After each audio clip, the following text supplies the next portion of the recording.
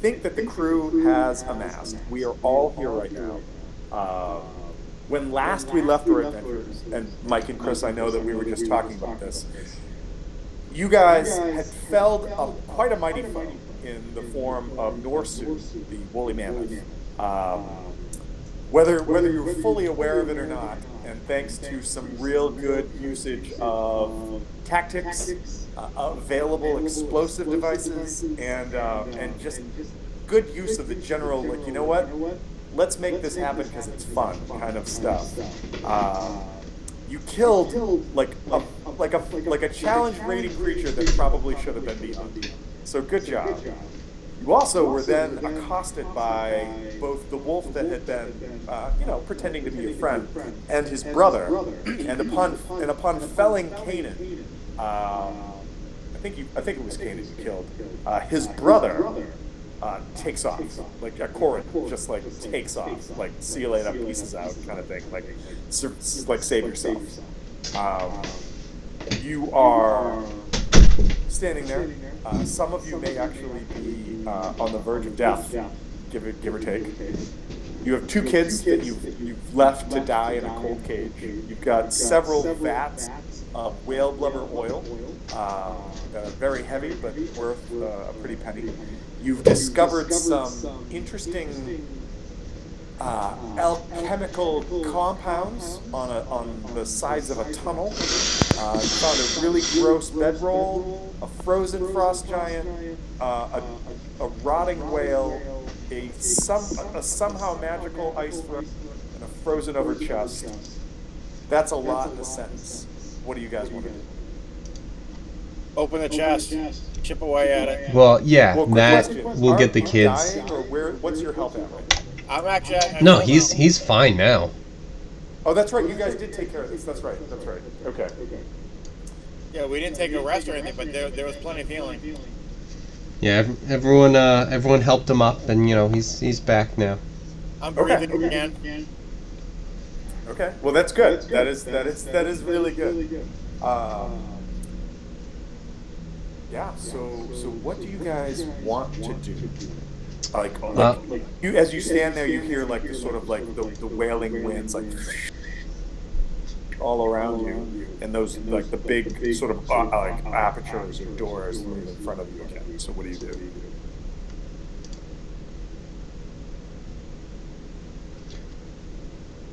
Kids first. And Kill then, the kids first. Okay. Yeah, exactly.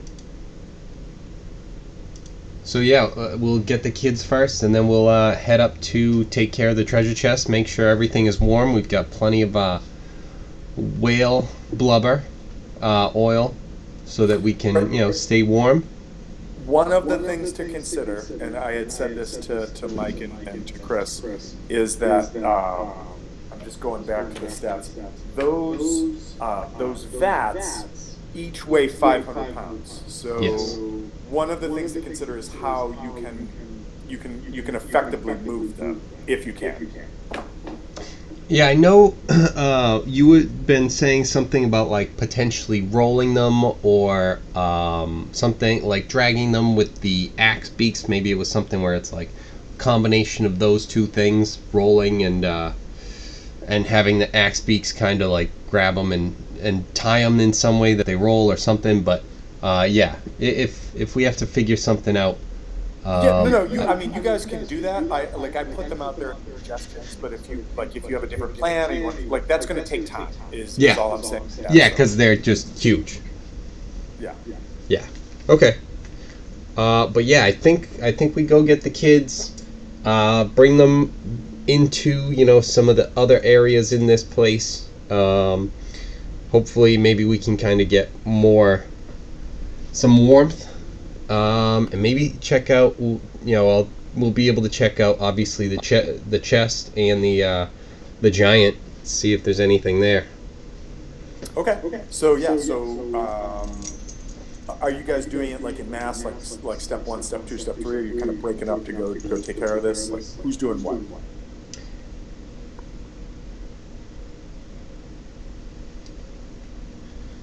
I'll start chipping away at the chest and at the ice. Okay. Ziala, it looks like you're going down to take care of the kids. Yep. Okay. Loki and Novakri, where are you guys? Or what are you guys doing? I'll head to the chest with Hrothgar. Okay. Yeah, I'll go to the chest. Okay. Actually, you said the throne was magical? We didn't ever check that out, did we? I think somebody made a check and noticed it, but they felt there was something magical about it, but that they couldn't identify it. And I don't think that Novakri, I don't think that you were in there at that point, so I don't think that you had a chance to do it. I'm sorry, and I might not have been in there either. The throne, as in the throne, like where, like down this way? Yeah. Like Okay. where you found the iced over body. Okay, that's what I thought. Okay. Yeah, there was a giant ice throne in that room. If I'm speaking out of turn and it didn't happen, maybe I just read it and thought you guys did. I think No, we somebody definitely noticed went the- in there and Yeah, stuff. somebody noticed the throne, and I think I said there's something about it, or somebody tried to make a check about it, but you couldn't get anything out of it. So the 3 people that were in there, I know, because that was the week that Chris wasn't able to get there. Chris was in with, or I should say, Hrothgar was in with the kids, and then the rest of us were in with Norsu. So maybe Mike didn't notice it, but I know he Okay. was in there. I just don't know if it might have been Loki. I don't remember Yeah. seeing it. Yeah. So I mean, so do what you will, and Yeah. go where you will. I just want to make sure you guys have a chance to explore as much as you want. Yeah. Yeah, no, I want to explore the throne. Okay, so let's do this. Ziada, I'll say that like you make it down to the kids. What are you doing with the kids when you get there? I'm just bringing them back up. I'm actually going to be going, I'll just do the thing. I'm going down to probably like there-ish, coming back, going up, and then I'm going to be going back to like the treasure chest and the whale and stuff. I don't know if you could see all of that. That was a great picture, though. Oh, that's right, I hit mute. Sick. Okay, so what I'm planning on doing is heading down here, probably to about here with the kids, coming back out, up, and then down here to where like the chest and the whale is. Everyone, so why you know. why don't we do this? You make it down to the kids. The kids are very cold and looking to you for some form of like warmth. What? I gave them the The extra. clothes I had. Oh, that's right. The second set. That's right. You did do that. Okay, so the kids are okay. So they should be physically warm, and if they were looking for emotional warmth from Ziada, they were looking in the wrong place. I don't know. Maybe this is that one moment when Ziada realizes she's by herself and she kind of like opens up to someone, and then she says, "If you ever say anything about that, I'll kill you." I feel like I would be leaning too much into the kid thing like I did with Eleanor, and it's like, I can't. Okay. All right. Fair enough. All right. So Ziada You comes got- in. you got like, the, gets the kids out. Is your goal to get them over to where the oil bins are for like going out through the chute that's in the side? Is that what you're doing? No, I'm just coming back out, and like we're just circling back around. Unless there is like another way. I know there was that little hole. I don't know if I could fit through it. I know Hrothgar went through it, so you could fit through it. Yeah. All right. So in that case, rather than going out, then we would like kind of slip through the crack and then circle around so that we don't have to go out into the elements. All right, that makes sense because like that's. I'm cold-hearted, that's but it's like, yeah, I most, get like, it. Resistant to the elements. So okay. So you and the kids wind up in here. I'm just gonna grab you, put you in here, and then I'm gonna bring the kids in as well, Cool. so that you know where you are. And then, so this is the hole that they talked about. These are the barrels Yeah. of oil, obviously. And then this is the room that led to like the large bed chamber or like sleeping sack kind of thing. All right. And so with that, I'm gonna cut back, and then before I say who goes next, Loki, you said you were going to the chest, right? Yeah. Oh, okay, cool. I just want to remember. All right. So in that case, let's go to Novakri because I'm just working my way into this. So Novakri, if you want to move your character forward, I'll say to like the room with like the throne and the frozen ice giant or frost giant as they're called. Yeah, if you move forward like another 10 feet, you'll see the throne. There you go. All right. So this right here is like the frozen corpse of a frost giant. And this right here is this like massive, like 25 foot tall ice chair / throne. And as you get close to it, you just like your sort of like acumen of all things mystical kick in, and you notice that like there's something going on with this chair. There's something going on with this chair, guys. You say to yourself in a cold, frozen Yeah, room. he said to an empty room. Well, so technically she does have like Yeah. split self. So like she could just be talking to herself and internally in response that no one else would ever hear. You know, like you're right. You're she absolutely could be sending right. this message to us. I mean, I don't know. Mentally. And so game mechanically wise, if you want to Arcana check, by all means, roll an Arcana check.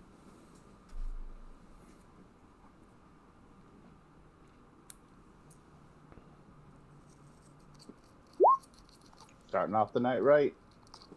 All right.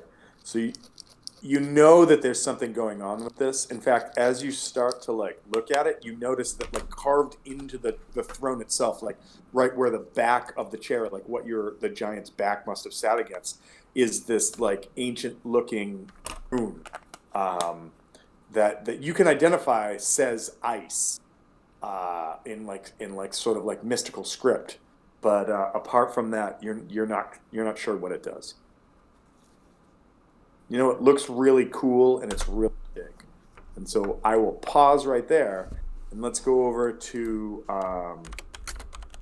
Rothgar and Loki, who have made their ways over to the frozen over chest. And whoever wants to give me an athletics check can try to break it open. Athletics. And then if Loki, you can try to aid if you want to just give him a boost. I'm not that great at athletics. I'll be honest. How is that possible? You must be. You must have like your Worse. proficiency plus your strength. Fighter. No, my strength's dexterity and con. Oh, all right. Well, I'm assuming you're probably better at than Loki is. I'm guessing. I bet. But it's up in the air at this point. Yeah, probably not. I like only an 8. I don't know. Like I think if this is the moment Loki really push Hrothgar around due to his like personal strength, he would like suddenly be like, I am the greatest halfling of all time. I mean, already I am, but just more. All right. So athletics roll. Do you want to do it? You want me to do it? Oh, I'm watching. I came out of curiosity. Uh, I came out of curiosity and loot.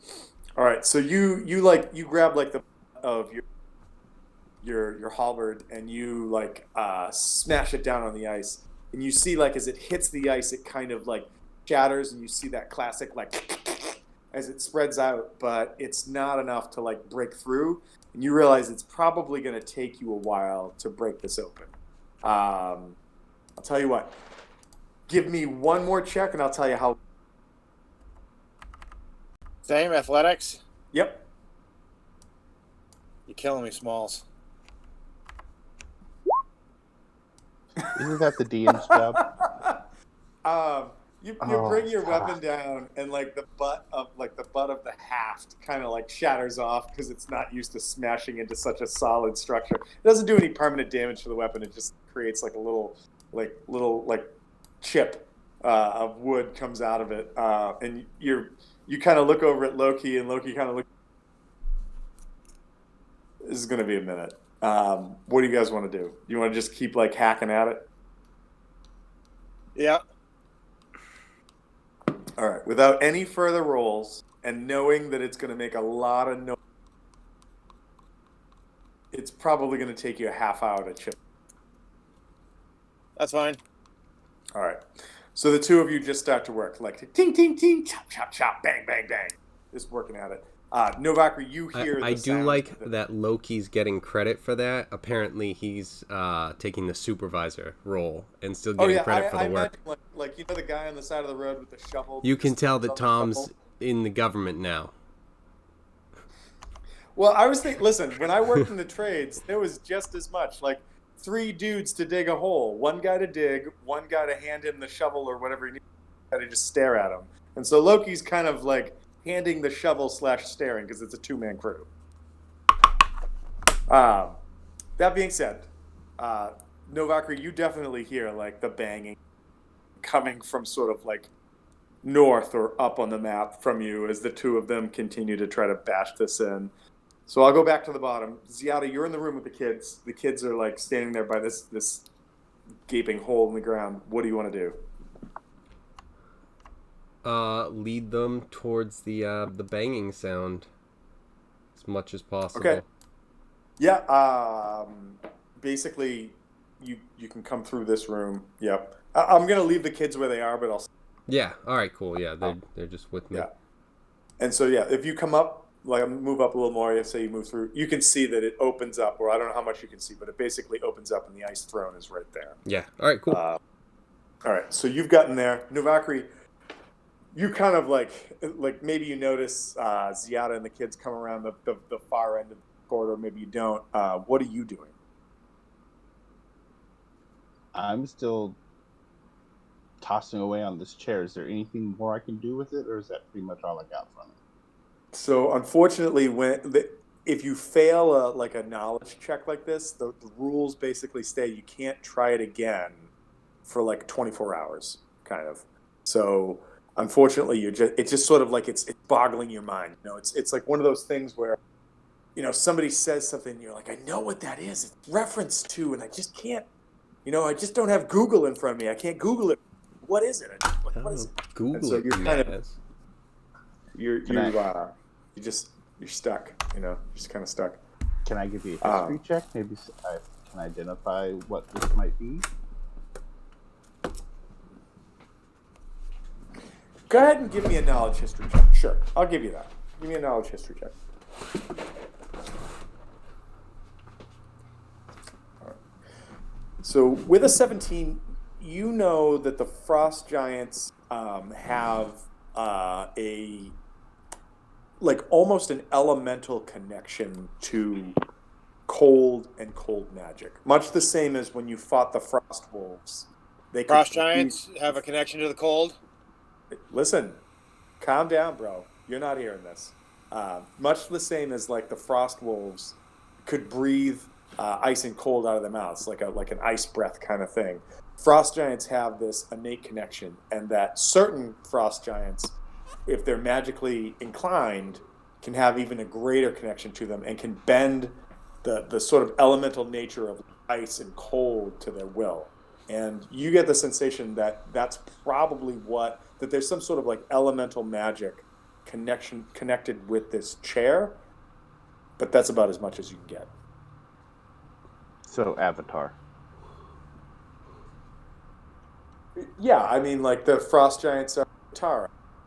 No, that doesn't work. But sure, all right.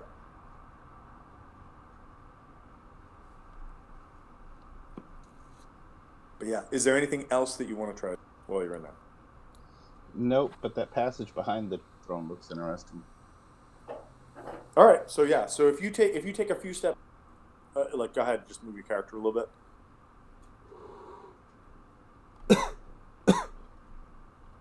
You should see Ziada at the end of the hallway, correct? Yep. Yeah. Okay. And so the two of you kind of like see each other, kind of like completed that circuit. Loki and Rothgar, you guys are going to be busy for a hot minute. So like I'm just like, unless you're going to tell me that you're doing something otherwise, Rothgar just moved by the ice chest. Can you see where you are? Yeah. Okay, cool. I know when we first started, you were like, I see it is nothingness, so I just want to make sure you didn't get lost. You guys are going to be in there for a hot minute, so I'm going to cut back to Ziada and Navakri. Okay. What do you guys want to do? So I think I want to come in here and I want to see if there's anything about the ice giant body itself. After Yeah, pleasantries exchanged with Novakri. Hey, got hello, the kids. hello. You two have like a very epic hand that nobody else knows about. You're like, you get that done. Yeah, we keep separating in these two groups, so I think we've had time. Just working it out. Started with a simple fist bump, but now it's about 16 elements deep. Yeah. Give me an investigation check on the ice giant, or the dead ice giant, I should say. 10. 10. Solidly. I mean, so clearly the body is encased in, but it's not like I said, or like I told the guys earlier. It's not, the map does it poor justice. It's kind of like when I keep forgetting this. It was a hard time to remember this before. When Medusa like turns somebody to stone, same kind of thing. Like the body's just in this rictus of frozen cold and ice, and you can see everything that's on the body, but you can also see like this frost giant was clearly like embattled and like cut down. Like there's like heavy gashes and wounds and like sort of like cleave marks through like arms and torsos and legs and whatnot on it. But because of the environment, like it's frozen, and because of this magic, he's sort of like sealed, like iced up and sealed. He's dead, but you don't Yeah. with that check, you don't seem to find anything of interest on the body. I mean, unless you're interested in like furs and like sort of like cloth garments that are of giant size, also encased in ice. That's all you see. Yeah. The stuff that I did see are things that it's like, well, I mean, you see these things, you just probably don't want them. But I mean, yeah, that's what I mean. Like as I said, if you want to chip down to the fucking feet to get a giant's toe because it's Skyrim, that thing's 10 pounds. Kevin, I play in your pirate game, and I know goddamn well that if you were like, there's a frozen body in front, there's a really good chance one of the players, myself included, would do something dumb like. So that's why I said, I don't know if you want this, but that's what's there. So yeah, if I don't see anything there, how big is that throne? Like obviously giant size. Is it like, would it be a process to climb onto it, or would it kind of be like a hop on? Like a you feel like what's your athletics? Like what's your athletic skill at? 6 plus 6. You could do it. It'd be like a DC 5, so even if you do it, so you could climb up on it. Okay. So yeah, I would like to just sit there as I hear those guys smashing away. Just take a seat. All right. So if you climb up onto the throne and sit on it, the first thing that you notice is you feel like one of those dumb pictures that you see of people sitting in the giant Adirondack chair, flopping their feet. I say dumb, but if like given the opportunity, so like it's dumb. Yeah, like it's if there's a big picture. chair in front of you, you're gonna sit on a big chair. Yeah, exactly. It's cool. But it's fine. like I'm not knocking. It's just a big chair. Yeah. So you're there and you're kind of like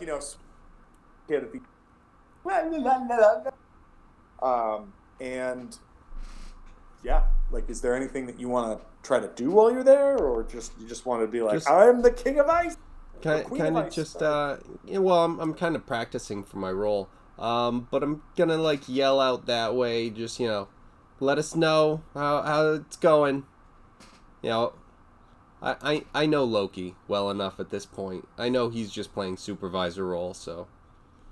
All right, and so as you yell out something akin to like, I hope it's going okay and keep up the watch or whatever, you just hear like bang, and then give me a perception check. Solid. I'm just gonna stay like very safe tonight. That's a 10. So I had forgotten that you had rolled an investigation check, and I just looked quickly at the screen and saw like like Tion, and I'm like, why would you have a +1 and a +4 to perception? Like, do you have? I don't understand. Never mind. It's called reading, Cheating. Tom, and you have to do it. So, yeah, that's really all you hear. Okay. Novakri, I'll give. How about this? Novakri and Ziada. Is there anything else you want to accomplish while they are chipping away? No, I mean, I think we pretty much explored all around here. I mean, so we're just waiting on them to finish. Well, I guess. Has anybody taken a closer look at the well carcass? At the what? Yes. The whale carcass? Yeah, Loki definitely took a look at that and got some, a little bit of whale oil from that at the time, but it was that It's a dead whale. Yeah, he definitely took a look at that. Then nope, I don't have anything. Yeah, my only thing might be to just come up and just check. Nope, click here. Check that way. All right. Well, as you move up, as you move up there, you see, and I think Loki may have noticed when he first did like his run through, but you see in front of you this huge table it seemingly has been created out of a single massive like slab of ice. And surrounding it are these, you can only see a couple of them from your vantage point, but there are several chairs that equally have been like cut out of ice. Like if you've ever seen like chainsaw cutters make chairs out of a stump of wood, like that's what it looks like. It looks like somebody crafted these, but instead of wood, they're all ice. However, many of the chairs themselves are chipped or like look like they've seen like sort of much use over the time of their existence. And as you stand there, I will say, give me a perception check.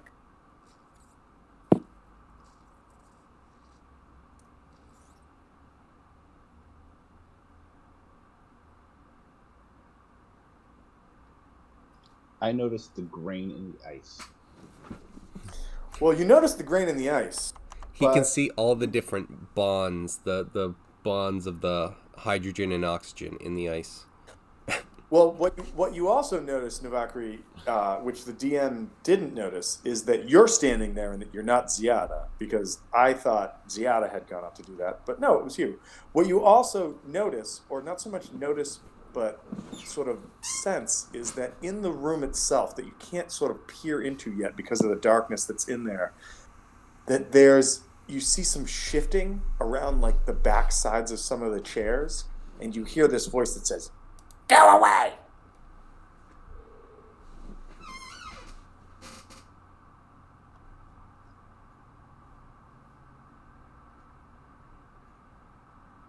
And it's coming from the chairs or from out of my field of view? It's just coming from like sort of out of the range of what you can see, and this voice says, "Go away! Go away, or I'll stab you!"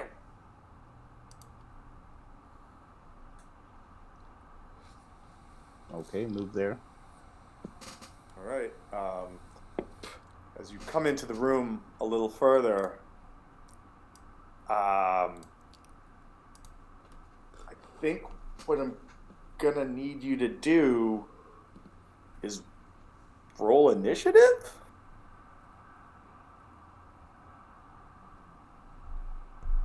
Just gonna kill this turn order, and then pull up a turn order again. Oh no, that didn't work. Never mind. Kevin, shut up. First of all, shut up. You gotta clear it. That doesn't do anything. I'm like, I'm just gonna delete it. God damn it. So you can just get rid of actually no, because we can just change that right there. Well, no, you got actually. I want everybody to roll initiative as well. So it's everybody roll initiative and get it on the map, please. Oh shit! Yeah, well, I'm sitting on my throne. I'm good.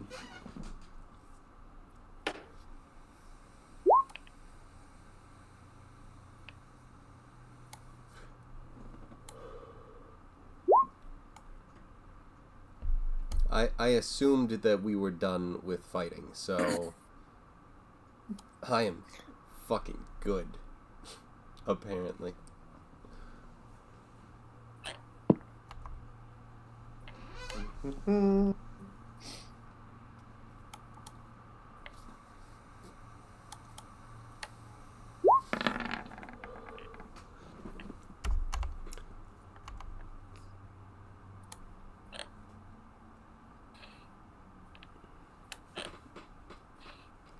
Dun dun dun dun dun dun dun dun dun dun dun dun dun dun dun dun dun dun Okay. dun Everybody dun. has initiative. Sorry, I just was trying to take care of something Yep. else. Okay. All right. Yes. So, sending order. Okay. I gotta zoom in.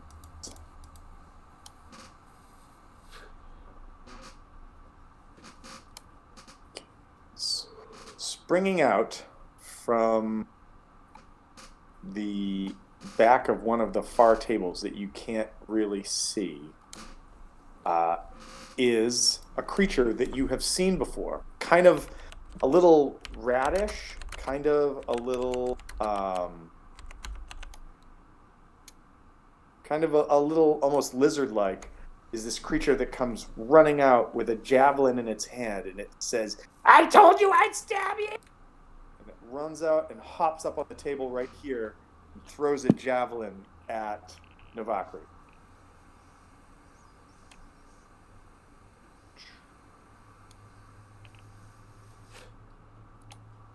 I'm going to assume a 5 doesn't hit you. Negatory, Tim. Okay. Even if you try and jump at it, Even if you try to jump in the way of it, it still bops manages off to. your chest like a tennis ball. Buff. It was also And it's weak. like- Shit. And it goes, "I told you I'd try to stab you!"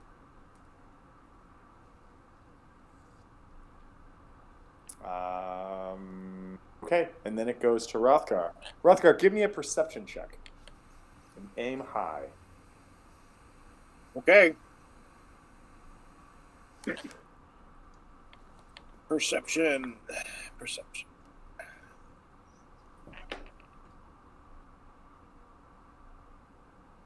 19. You hear what sounds like this, like someone or something yelling from the room next door, like over this direction. Like if actually, I might just draw an arrow. That's probably the easiest way to do this.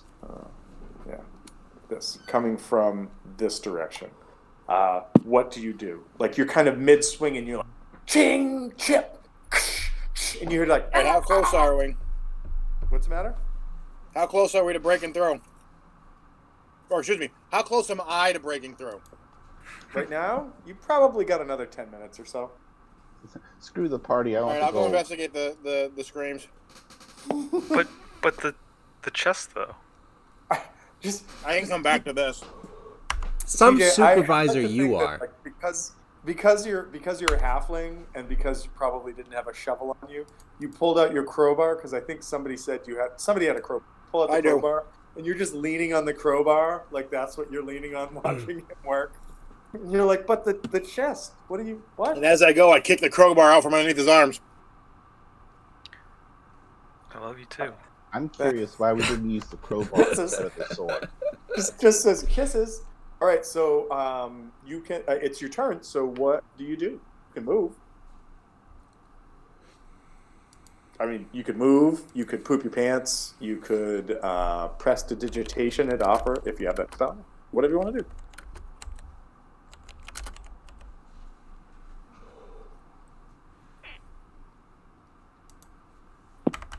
I move. Okay, so you move up there, and I'm assuming you can probably see Novakri in front of right here, right? Yep. And I won't make you make a check or anything, but you probably see that laying on the floor back is a what looks like a javelin, and there's clearly something yelling in the room. What do you want to do? Okay. By your description, do I see it? So Or just I hear don't it? think I think you hear it at this point. Like so Okay. on my map, everybody's overlays like overlap on each other, so I can't tell what you can and can't see. But Okay. I'm assuming that you cannot see it. No, I can see the table and a couple and like 5 of the chairs. All right, Novakri, can you see the creature that's? Nope, it was thrown from out of the dark. I moved it in. I thought I. Why is this not? I don't understand. Layer, token layer. Let me move my character It's just probably a second. to do with his vision there it is. because it Can was. you see it now? No, it was on the right layer, because Okay. we could see it in the turn order, so it's on the right layer.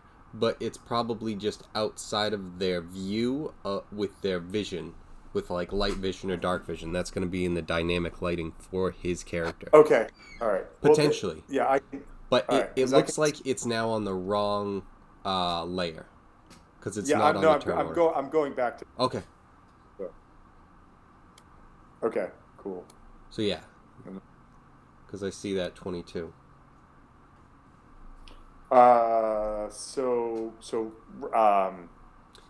That might Hrothgar- be just the, like I said, the setting for the character, but he's just out of vision then.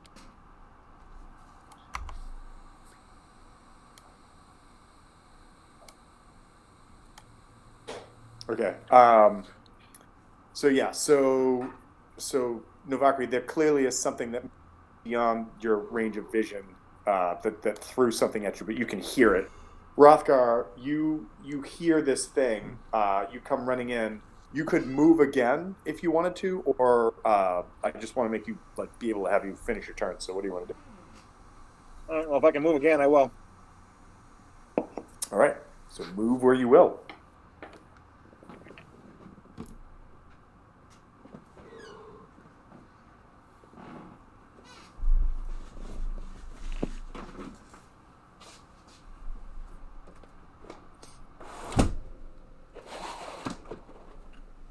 Okay. All right. Can you see the creature that's right here? I can't see the token, but I can see where you pinged. I can see the table there.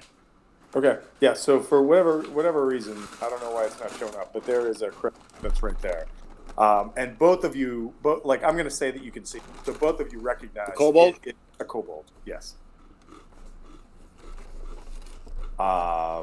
So Hrothgar, double move. Is there anything else you want to do as a bonus action, or is that the end of your turn? No, I'm just gonna make sure that I've got my weapons ready. That's it. Okay. Loki, Hrothgar kicked out your very rudely kicked out your crowbar / like shillelagh before he left. What do you do?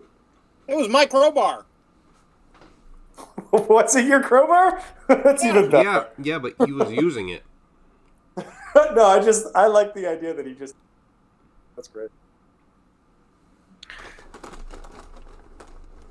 I'm gonna go over and investigate the chest further, and I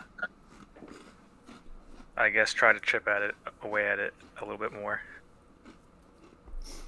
All right. Do you have a so as a rogue? Why don't you give me a sleight of hand check? Neat.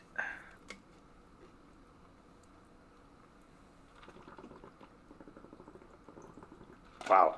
And so you realize that rather than just like taking something that's like, like a solid or like a bludgeoning instrument and like crack, the Hrothgar has actually cracked enough of the ice that you take kind of like maybe the pointed end of your daggers or like the actual, like the sharp sort of like lifting or prying end of the crowbar. And you all of a sudden just start like flitting pieces of like ice out. And you realize that maybe another round of that and you could get enough that you could maybe pop the top of this open. Yeah, I'll definitely do that. Okay. Novakri, what is your dex modifier? Sorry. +1. +1? All right. In that case, unfortunately, another one of these creatures jumps out, and it says, "We told you we'd stabs. Now you leave." Great, they're infested with kobolds. Yay. Oh, no, that's the wrong one. And this one,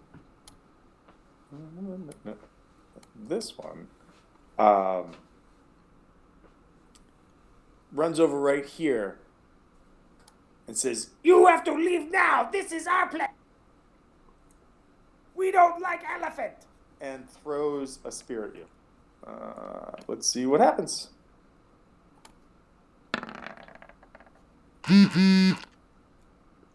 Damn. All right, I'm assuming that hits. Yep.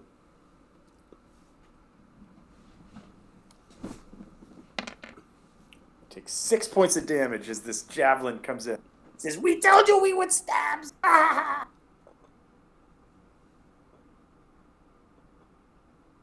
Nice. Now it's your turn. Before you do anything, do me a favor and roll a wisdom check for me. Just actually roll a wisdom. A wisdom or a wisdom save? Yeah, wisdom save. So on your character. No, yeah. Yeah. 18. You remember that the last time that you met kobolds, you could reason with them, but it's kind of like dealing with like a 2 or 3, where they're very much interested in self-preservation, self-gratification, and stabbing. Those are like the high 3s for them. So just letting you know before you do whatever you want. That was a good enough roll. So go, your turn. What do you want to do? Well, unfortunately, I am a fan of the third option. The other two, not so much.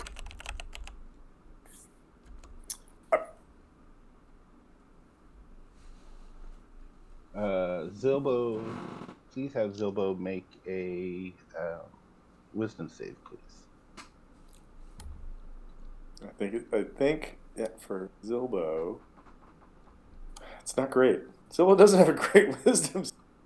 It's not a negative, but it's not a positive.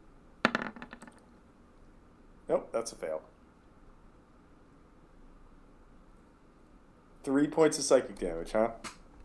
Yep, and he has disadvantage on the attack roll. And Okay. the mockery is going to be something like, you called that a stabby? Ah! Actually, you hear the other two laugh at Zilbo and be like, Zilbo don't know how to... Yeah, because I am Winchester on my spell slots right now. Okay. You moved, you cast a spell. Are you doing anything else? No, I'm good for right now. Okay. It goes to Snorp, and Snorp says, "I show Zilbo how to stab."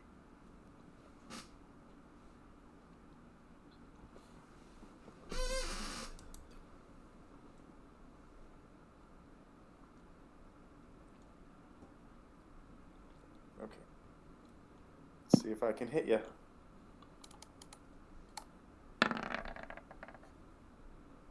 Oh! That's a hit. I can't win tonight. Well, you can win when the DM is rolling fucking ones. So 3 points of damage is another one of javelins. This one comes in and sinks into like your other thigh. You pull the Jim Carrey from like, and you're like, "It's in the bone!" Kind of thing. All right, that's Snorp's. I laugh and tell him that Zilbo hit harder. Snorp is like, "Oh, and you hear Zilbo be like, "Ah, I told you." It's Ziada's turn. Ziada, roll a perception check. At this point, that is enough to hear that there's clearly some shit going down in this room. What do you want to do? Now, I'm just going to put this out there. We had said on the kids had been following you, and so again, did you invite the kids up onto the throne with you? No, not onto the throne. Looking? No, they're just around here. They're kind of standing just like around here-ish or whatever. It's like, yeah, wander around there, whatever, if that's what you want. And since I heard it, it's like, I have to go up. And then let's see what's happening. So we'll get to go right about there, just in front. So you can get right there, and you should be able to. Again, apologies if the map's not showing, but there should be. Oh, I got it. Two kobolds. Yeah, two kobolds like super within your range, and there's another one that's standing. Yep. All right. That being said, there's a little. I have to take a quick bathroom break. I will be right back.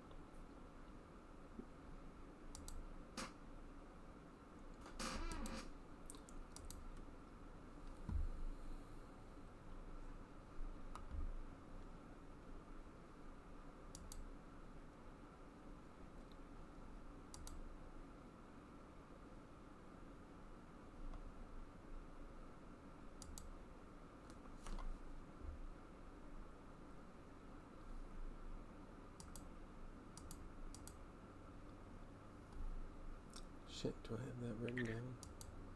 Oh, Kevin, I saw that meme you sent. I watched it way too late, so I didn't respond. But hysterical. The can you take off your shoes? Oh yeah. Video. Yeah. I'm gonna go. Felicia wasn't there at the time, so I was gonna send it to her. But I was like, no, I'll just wait a couple minutes. She'll be right back. And then I'll show her, because it's like I need to see how she reacts to it. Because like when he asked that, and then it's just like her face was like, wait, what? Yeah, Carolyn didn't get it at first either, and I was like, feet, and she's like, fuck, okay, I get it now. Like, and then she's like, I'm gonna go. And it's just like, okay. Sorry about that. Because I was so confused. Ziada, I know that you moved into the room. I know that your kind of actions are short. Was there anything else you wanted to do in the room? No, because my action was to get there with my double move, see what was going on. So, that's all I got. Also, can anybody hear me? No.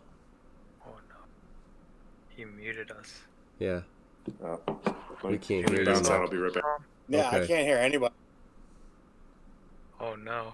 His bathroom break really Broke. destroyed everything. He dropped his He phone. bathroom broke it. Much better. Much better. Okay. I was like, I came back and I clicked back in and I could see people's like icons lighting up, and I'm like, oh goddamn, can't do this again. So anyway, so Ziada, you ran in the room. You can clearly see Snorp and Zilbo. Is there anything else you wanted to do on your turn? Oh yeah, there's a bunch of things that I want to do, but there's no more things that I am able to. Sorry. So, Sure. yeah, because I used my action to double move just to get there. So, hopped off, and it's like, I have to do something. Bonus action? Kids, burn up some stay there. sort of spell or something? So that was all I'm able to do.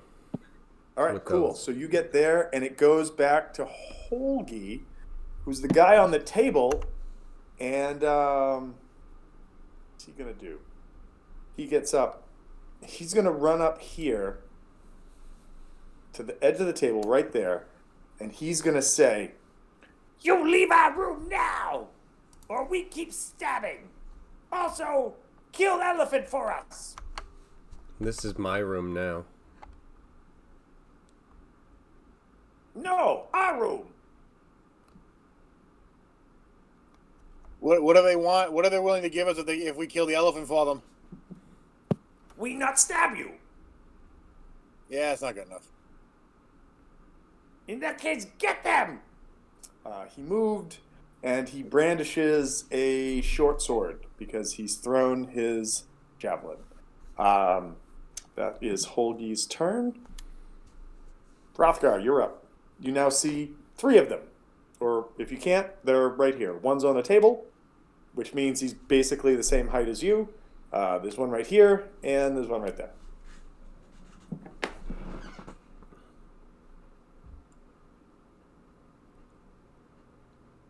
Move up so that I'm in range, so I can. That's not good. That is. Yeah, you can definitely hit Holgi.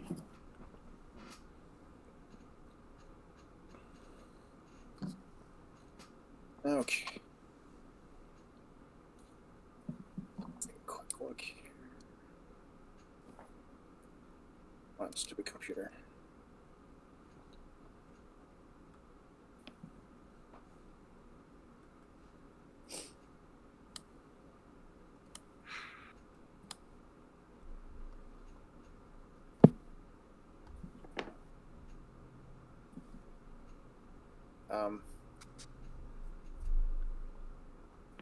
Oops, hold on a second. You know, I had the wrong character open. Sorry. Have I been swinging the wrong thing? What's going on? Yeah, my strength is a little bit better than 8. Well, I felt weird that you had created a fighter that had as low a strength as you did, but I'm like, I'm not questioning it. Okay. I mean, it would I told be you fine. I was exhausted to begin with. Like maybe you go with like a ranged fighter, get the dex for your AC, but you're usually staying in the back anyway. That's a lot of well, I was thinking ranged about it, but I'm like, attacks. but a polearm fighter. Yeah, less so needs this on the dex. Unless it's like Generally? a finesse polearm, and I don't think they make them. Right. I mean, So I need to go a little bit. So yeah, I wouldn't be surprised. I have correct character. I have seen a -1 Constitution fighter. Okay. All right, so I can't do anything funky, so I'm just going to do my attack Well- and arm strike. Well, Chris, I'm just gonna say that if you want to like maintain distance, kind of thing, because I think you have something that when something crosses into your threshold, you can attack it. You could 5. Oh no, you're right because it's diagonals. Nope, sorry. Never mind. Sorry. Yeah, so that this square was going to keep me out of range. Out of range. Yep. No, you're right. I was counting 1, 2 as far as like 5, 10 instead of 5, 10, 15. So okay. All right, so first attack, regular attack. Oh, it's definitely a hit. And this is for your own self gratification.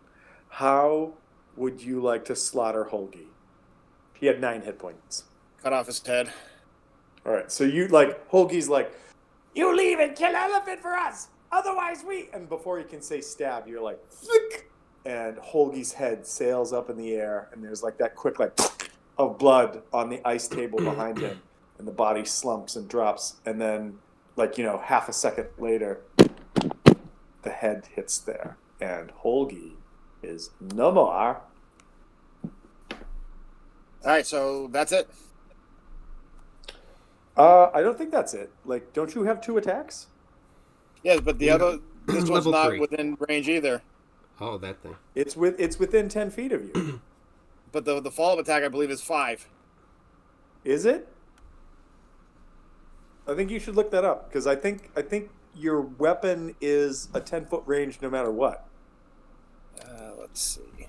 And if it's not, great. I'll have to remember this so I can swarm you later. But I do believe that this is why the polearm master is fucking ridiculous. But I mean, don't get me wrong. All of your characters are ridiculous in their own rights. If I'm reading the bonus action right, it's 5 feet. Okay, all right, fair enough. But here's the thing. You didn't use all your movement to move into that space. So you could take another 5-foot step and do that. I'm not going to.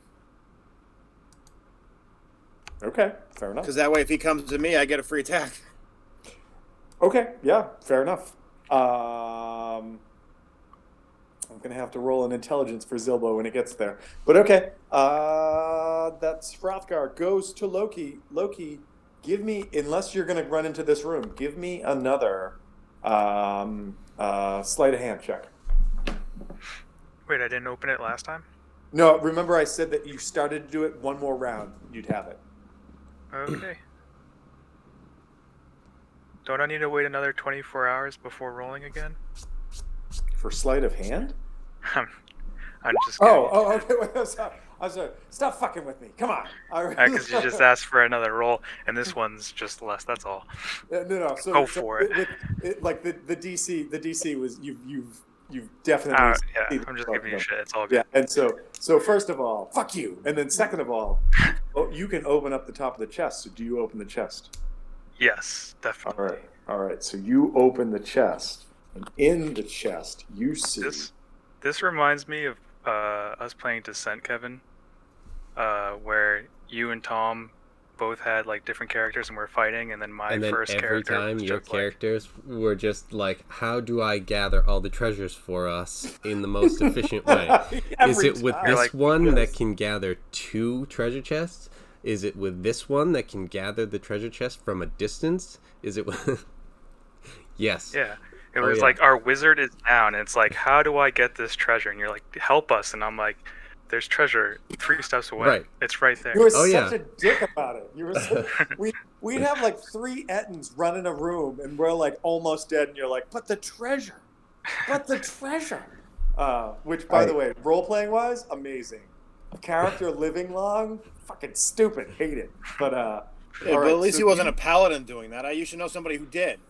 Very paladin. TJ, I actually remembered this a little thing from my Facebook. A friend posted what would happen if your D&D group was a real life party in a escape room scenario. My thought was we'd spend half the time laughing at fart jokes and the other half waiting for our lock picker to roll a nat 20 on his character that he's supposed to be. he just wouldn't be able to see where the lock was or anything. It's just like, didn't you study for this shit? Like, Bob, damn it. I can't do it when people are looking. Stop looking, turn invisible. All right, Exactly. TJ, you open up a 6-foot long, 5-foot wide stone chest lid. Is he strong enough to do that? Holy shit! I was gonna say athletics. As I say that, I should probably make a strength check, but he's got the crowbar. He can do it. He's gonna figure it out. He's been resting up, so he's been gearing up while you. Yeah, did but he most banged of his the head work. on the floor pretty hard. But it was only from like half a foot up. Not even a big deal. What you see in front of you are giant-sized tools for flensing and flaying flesh off of hide.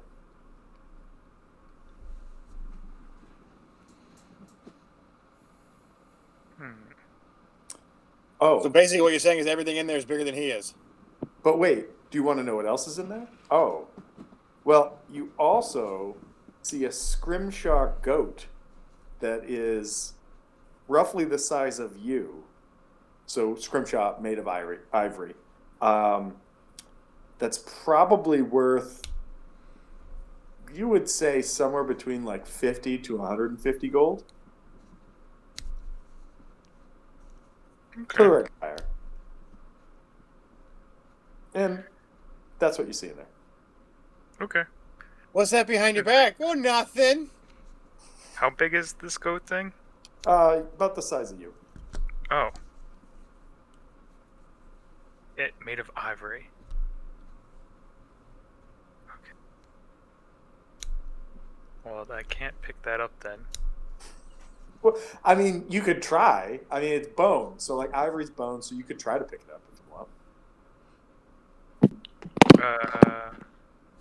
Okay. Yeah. Give me an athletics check or a strength check, whatever works better. I would assume athletics, but whatever. Oh yeah, you lift it up. I mean, like bone is surprisingly light. Like it's not overly heavy until it becomes massive. So you're able to lift it up. It probably weighs like 20 pounds, 20, 30 pounds, something like that. Like it's not something easy to gauge around you, but like you can move it. It just probably won't fit in your pocket very well because it's the size of you. Once you said that, it was worth a lot, he found the strength. He was like, "This must be mine." Okay, so are you doing anything else on your turn? Actually, I'm going to say that you finished opening it up. You move action, opened the top, and then you pulled this thing out. So I'm going to call that the end of your turn, unless you want to say you've got like a bonus action or something. That's it. Okay, cool. Goes to Zilbo. Zilbo sees the guy that just cut off Holgi's head, and he's like, "I will stab your friend instead!" and rushes at Ziada. Maybe not the best move, but that's what he's going to do. Lots of backbone, these guys. They're ready. They are ready. Maybe not wisely. I'll but have they're to ready. remove it. Does an 18 hit you? No. So it runs up and it's like, "I will stab you!" And its short sword just is like I just imagine like double-handed over its shoulder, just like bangs into your breastplate and is like, "Ba-ding!" It comes off and it's like, like not sure what to do. That's the end of its turn, and it goes to Novakri. Ow, ow, ow, ow, ow. It's in the bone. It's in the bone. Yeah, I've got 3 hit points left.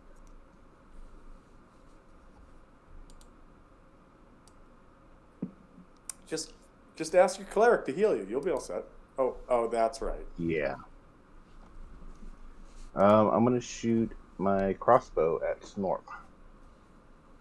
At Snorp. Okay. Fire away. Pew pew. Or probably just pew because it's a crossbow. Yeah, you're sort of so like you're losing blood fast, and you pull your crossbow out, and you're like, and you just fires wildly into like the giant space that's in front of you. You moved, you fired. Are you doing anything else? Well, I rolled a 10 for the attack. The 4 was the damage. Yep, you fire wildly into the space. Oh. I'm going to continue my move around the corner. All right. Novakri disappears into the darkness. Meanwhile, the kids are like, "Hey, are you okay?" And you're like, "Get back, get back." Goes to Snorp.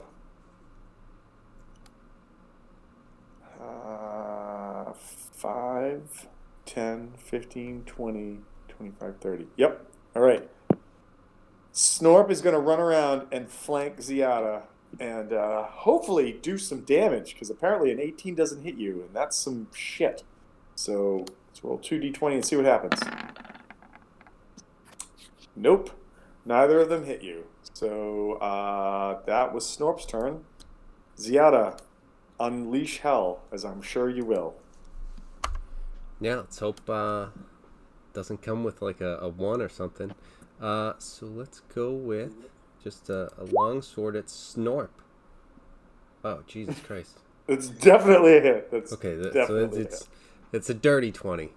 So it doesn't matter. Just making sure, because it's like, oh shit.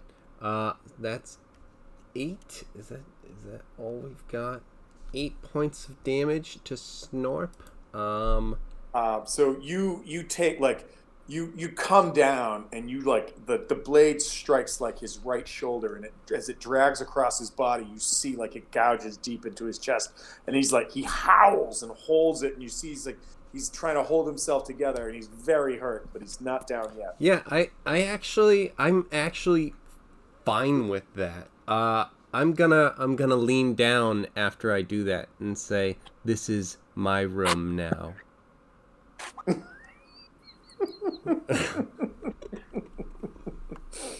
All right, so you haven't moved. Do you have another attack? Do you have a bonus action? Anything you want to do? No, you know what I'm gonna do? I'm just gonna turn around to Zilbo. Just not even paying attention to Snorp anymore. All right. I'm going to get rid of Holgi, by the way, because Holgi's dead. So yeah, you turn around. Do you say anything to Zilbo, or do you just like stand there like staring at him? No, I just turn around and stare at him. Okay. Zilbo's like, "Why you not die? We stab." Hrothgar, you're up.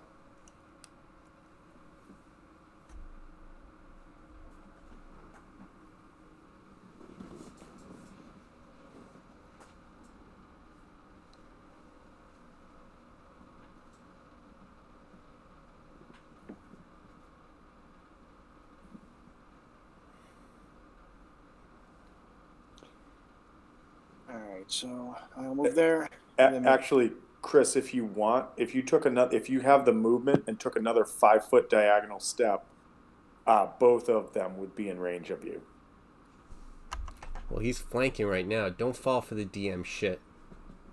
No, you know what? You're absolutely right. You didn't use your full move after a strike if you have a second strike. So yeah, you're right. I'm sorry. I was just like, why not get both in the same? I hear the logic. Shut up. Anyway, so yeah, so you move up there. You've got flanking. What do you do? I'm gonna strike him down. All right, roll that one and kill yourself. Apparently twice.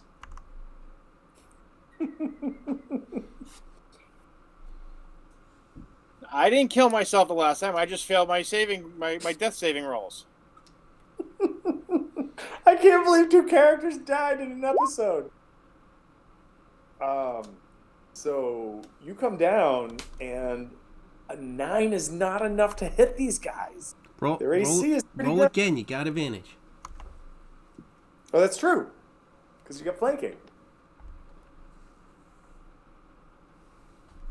Okay.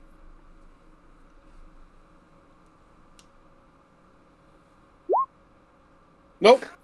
It's not Never enough. mind. I mean, All right. So that was attack 1. Do you want to try a butt attack? The dice are not favorable today. Come on, roll high on your butt. Butt attack. Do it. That's a hit. Jesus. Oh my god. Wait, why is it 16-24, or did you roll with advantage? I rolled with advantage. All right. Was the second one a critical hit or no? No, 11 and 19. Oh, okay. I just see the end result on my screen. That's why. But okay. 7 points of damage against Zilbo. Kills Zilbo. Zilbo's gone.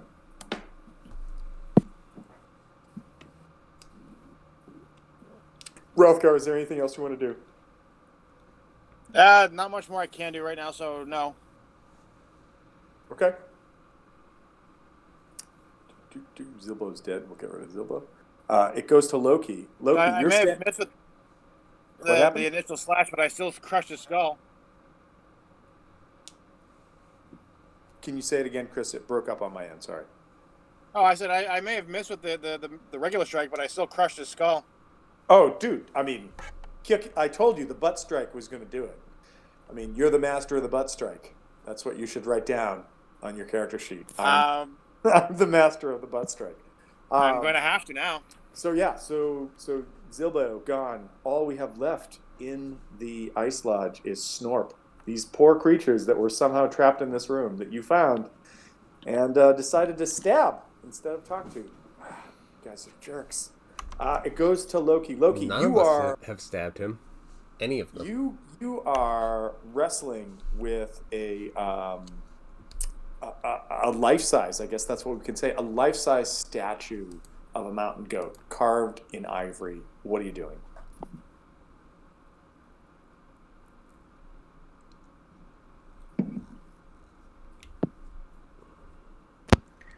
That's a good question. I take it out. I place it next to the chest. Um,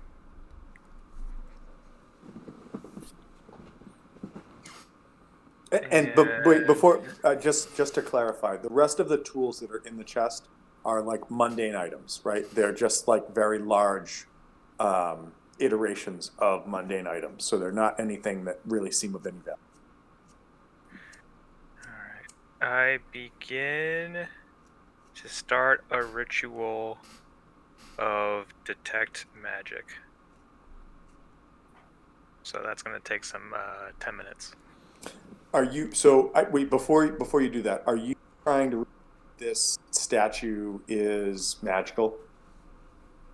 Yeah, I'm trying to figure out I if think there's so. anything. Why don't you just give me a knowledge and I'll tell you.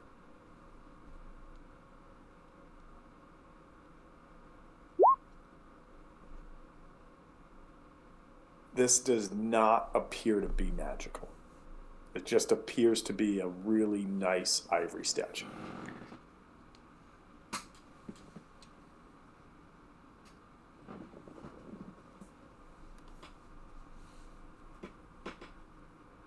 Um, hmm.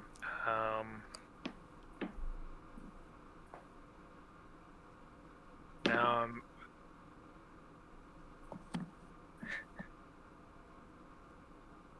I'm gonna begin to cast detect magic as a ritual. Okay, yeah, go right ahead. That takes another like several minutes though, correct? Yeah, I mean that's gonna That's be another like 60 when I- rounds. yeah, that's what I'm doing until people come up to me and Okay, distract. And then so yeah, and then so the you're rounds are working less on that. important. Yep, that's fine. All right, it goes to Novakri. Novakri, what are you doing? Ow, ow, ow, ow. Is Snorp still alive? Snorp is still alive. Poke out just enough to hit it with my crossbow. What kind of crossbow do you have? Light. Okay, yep, you can definitely do that.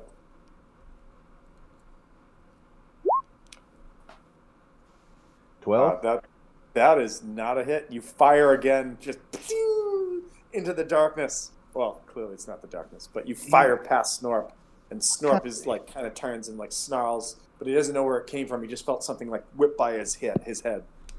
What kind of armor do these guys have? It's higher than 12.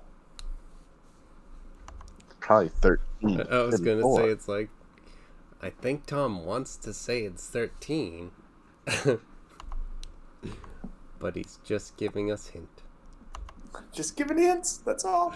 All right. So you took a step. You fired. You stepped back. Are you doing anything else on your turn? I have no healing left to me. Okay. Snorp, realizing that his goose is cooked and not knowing if the elephant is still alive, goes, "You stab harder than us. We mustn't." I don't know why he's talking in the plural, but that's what he does. He is going to provoke an attack of opportunity because he's going to try to double move and flee from you. So before he takes off, Ziada, if you want to take an attack of opportunity. I do not. You do not. Ah, interesting. Okay. And 5, 10, 15, it's too much. So Hrothgar cannot. And so Snorp, I need to change the map a little bit so I can do this. It's going to go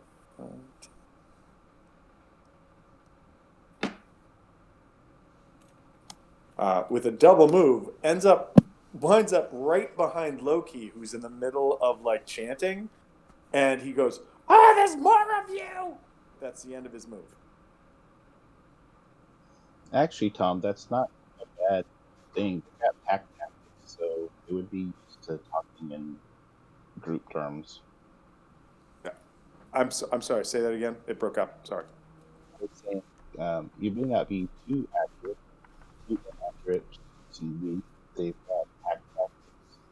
That's they're used to talking in groups.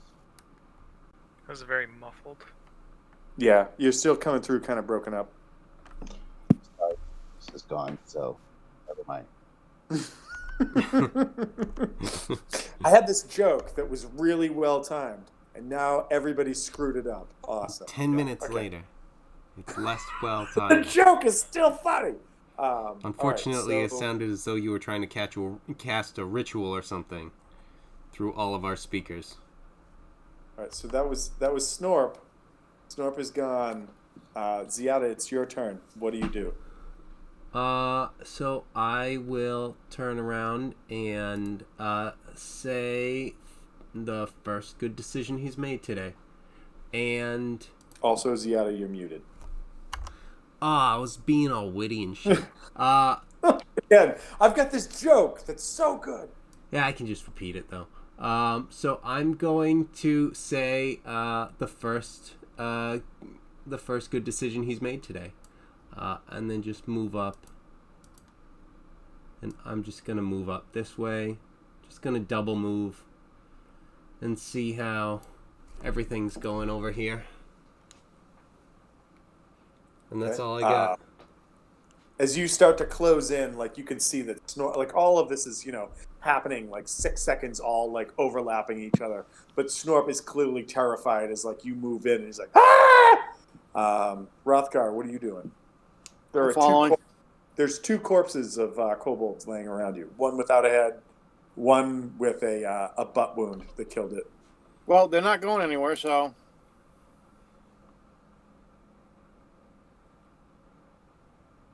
I'm following.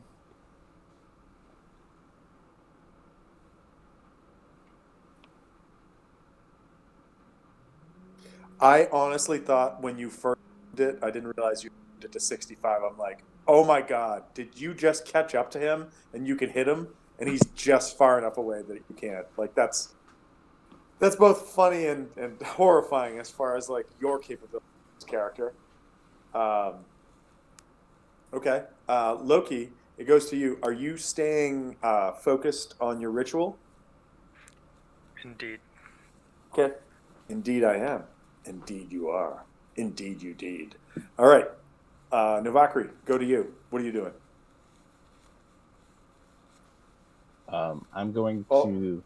Also, the dot on your character makes it like you're casting some sort of giant fireball.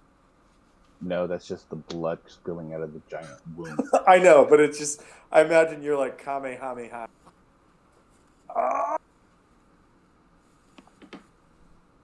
He went sun monk. He did. He took a monk dip, a little monk dip. Yeah. Yeah. So the far end of this room is still in shadows, so I'm gonna go take a peek, just to make sure we thing. Yeah, fair enough. So that was a move. Do you want a double move to get in there? Yeah. Okay. Go ahead, move your character again.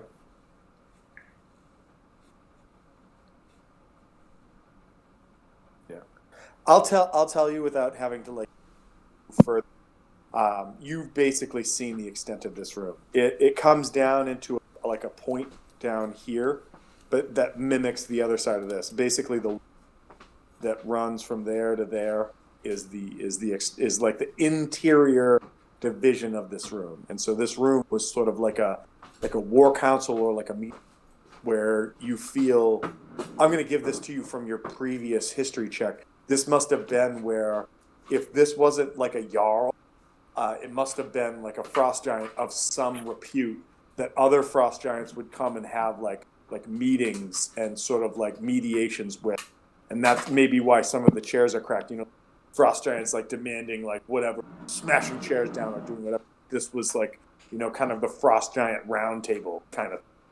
But they're frost giants and kind of dumb, so that's a rectangle instead of round. But whatever. So yes, but is there treasure?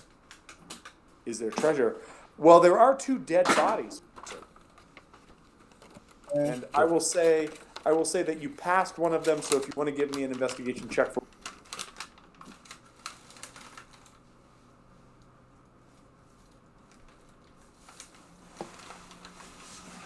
11 is enough to find that on one of the bodies, I'll say it's the decapitated one that's on the table that's right here. You find a crappy short sword. You find some. Actually, give me 1 sec because I just want to. Ring of Absolute Destruction.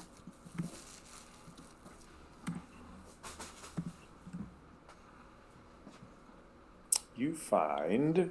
Where is it? You find it is wearing hide armor, but that hide armor is small.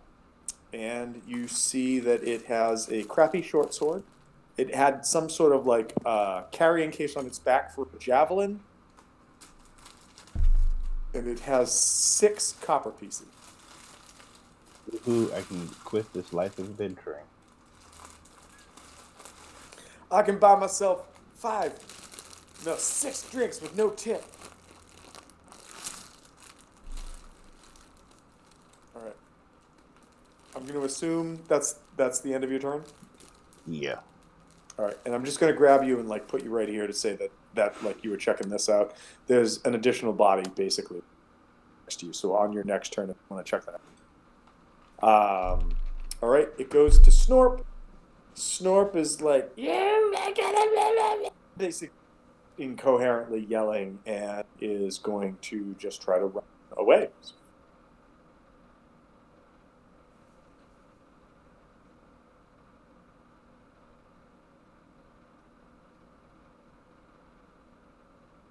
Basically gets to right there.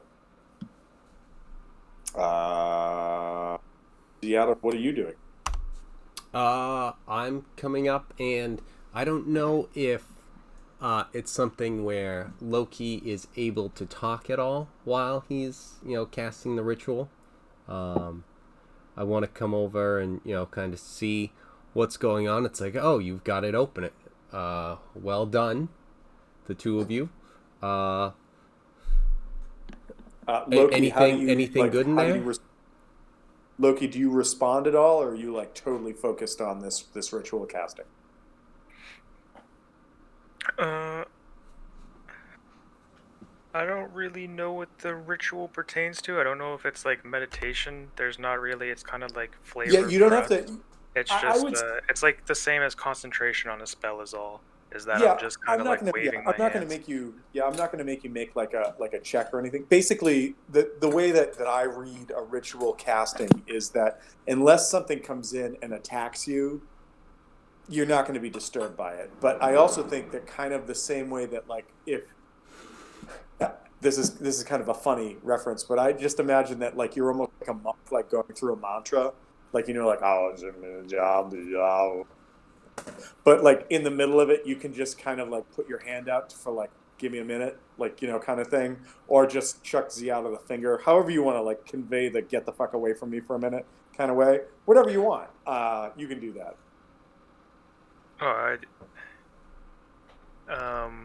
Yeah, if it's something where it's like I see that like he wouldn't be able to talk without breaking what he's doing, it's like, all right, well, we'll see. You'd give him a wet willy. Yeah, just exactly. Go up, give him a yeah.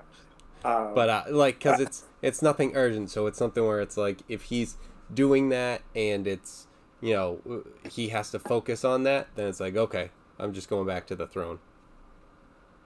Okay, yeah. So it. I mean, I would say just from casual observation, it looks like he needs to stay focused. I mean, even if Loki just kind of like gave the buzz off, like wave the hand to the side or whatever as you're asking these questions, you'd quickly get the idea that like he is focused on trying to do something in the moment. You and Hrothgar find yourselves in the room, and if no one is going to pursue Snorp as Snorp flees out of the building, you guys are out of you guys are out of combat, so you're out of initiative, and you can do what you will. What I'd like to do is I'd like to give each of you a moment, and then we'll cut back to Loki. So we'll start on the right-hand side of the screen. So Hrothgar, what are you doing in this moment? Are you continuing the chase? Are you stopping? What are you doing? I'm stopping. Okay. Are you doing anything else? Like stabbing yourself or whatever? No, because you want me to do that. I didn't say I wanted you to do it. I'm just saying that if you want to do it, you can do it. That's all. Okay. Do you want to go anywhere? Do you want to... Do you want to eat some raw whale? I mean, No, I'll take a look and see what was in the chest that I was chipping away at. all right. As you come over, you look over like Loki's shoulder, and you see that in the chest itself are these very large. They're called flensing tools, but basically they're just like a series of different shaped knives that people who perform either taxidermy or do they basically like prepare hides would use, and it's a means of cutting meat and fat away from the actual like flesh, so that when you tan the hide, you have a proper hide or fur that you can use. However, all of the implements are roughly the size of your halberd. They're giant size, so they're huge. And the only thing that's different is that Loki has next to him a statuette that is a statuette for a giant. For you guys, it looks like a statue of like a mountain goat, and this mountain goat carved out of ivory. So it's got this kind of like white, like almost like kind of like if you've ever seen old ivory, it gets this sort of yellow tonation to it that goes along with it as the bone ages. That he's pulled out, and he's got a hand on it, and he's going through these like sort of ritualistic motions as he chants to himself, clearly performing some sort of magical rite. That's what you see. Does anything look like? Is anything worth anything of value in there? Well, honestly, Loki is doing this thing to the only thing that looked like it was value in there. Everything else looks like a very mundane item. It would kind of be like if you decided to break into somebody's house and you open up silverware. Instead of silverware, you just found like, regular cutlery. That's what you found,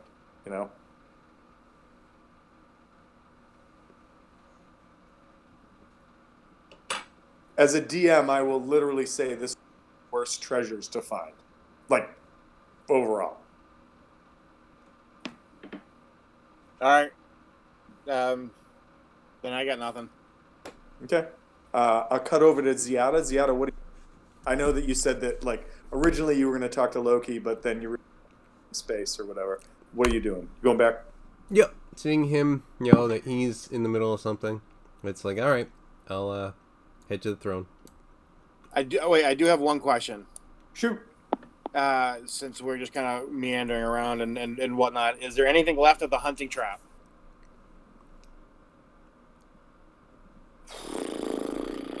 The hunting trap, I'm going to say, was probably buried by the falling ice. So, you know what?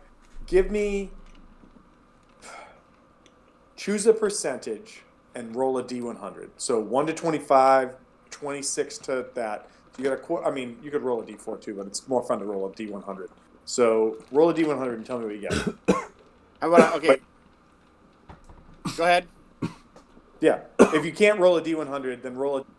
Before you roll it, tell me what you pick. Like, because you got to pick like you got a 25% chance to salvage it. All right, so 50 to 75. All right, roll a D100. Tell me what you get. A 5. Nope, it's gone. It's broken. Good question, though. Good question. Unfortunately, the falling ice, the exploding container, and the shrapnel that was all of the ball bearing led to its inevitable demise.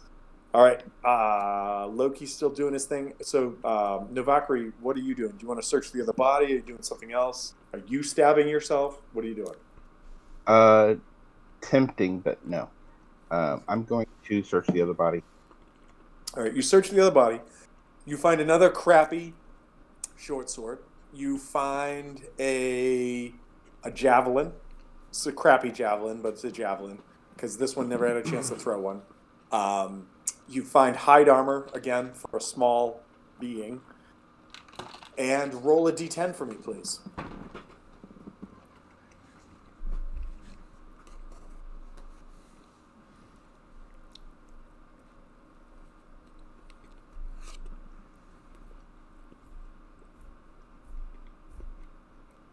You find 1 gold piece on this guy. These money bags.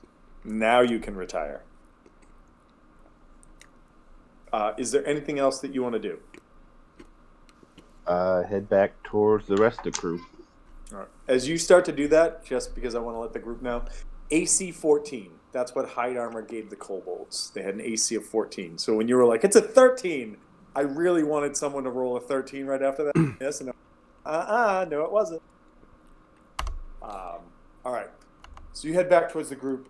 I'm just for sake of storyline, I'm going to say that Loki, you finish up your spell, and what are you trying to get out of it? Excuse me. I get to see what's magical. I get to see if anything's giving off. Like for the next 10 minutes, I get to see what like Okay. any school of magic, if there's different auras around things. So like I imagine. Okay. So Yeah. you realize, so as you finish casting this, the first thing that you realize in the room that you're in is that the goat statuette or statue is not magical. It's just a straight up ivory statue. Okay. The next thing that you notice as your sort of like power starts to like blossom and grow out around you, looking at, you see Novakri, and Novakri clearly has several magical stuff and things around them. And then you hit over to Rothgar, and Rothgar sort of like exudes something that's not magical, but sort of resonates with you anyway. It's like something that's sort of, maybe it's more of a divine nature as opposed to like an arcane nature. It's something. And then you feel this like pulsing coming from the center of this room that you're in. Or not room, but like building.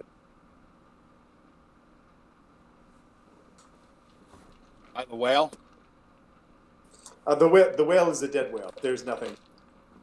Well, you just said in the center of the room. I'm looking at the room. The No, whale's I'm kind of sorry, in the but center. I did this. Like it's the center of the building. So that means it's probably gonna be necromancy for the School of Magic. Got it. Can't fool me with your puzzles, TJ. I'm still trying to figure out what the hell I have on me that's magic. Your eyes. I missed that. Jesus Christ, Novakri, you have a gift that was given to you by a Chihuahua, if I remember correctly. Yeah, it's the boon. I did not know that counted as a magical item. Yes. The Chewinga? Remember the creepy things that look like dolls? It gave me an item. I know that. No. So the Chewinga that threw a snowball at you gave you a magic item. The Chewinga that Novakri. Okay, so more than one item. All right, cool. Yeah. No. Yep. No. I'm not going to argue with that. Chewingas. Two different Chewinga instances. I was just remembering. Oh shit. Yeah, Listen, mine was a boon. I'm not robbing anyone of Chewinga. Trust me. They're cool. Hell. All right, so TJ, so it's your turn. Do you want to move? Like, what are you doing? Oh yeah, I have this for a bit, and I was going to investigate this place, see if I can sense anything.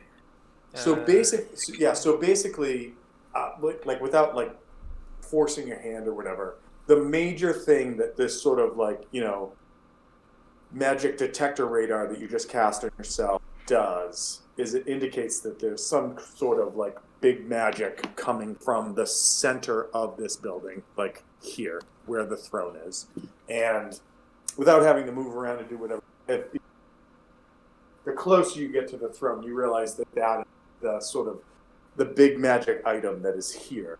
It is your spell lets you recognize it, conjuration magic, and then if you want to know more, you'll check. But I have to go deal with my cats for a moment. I will be right back.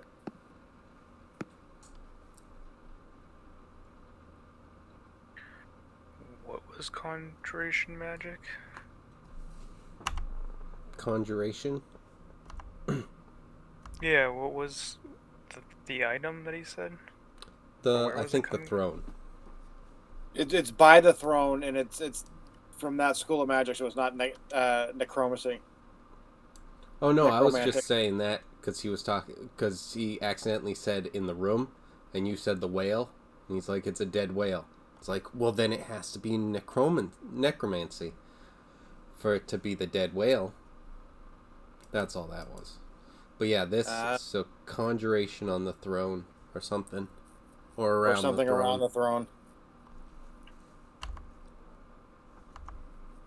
Tearing the throne down.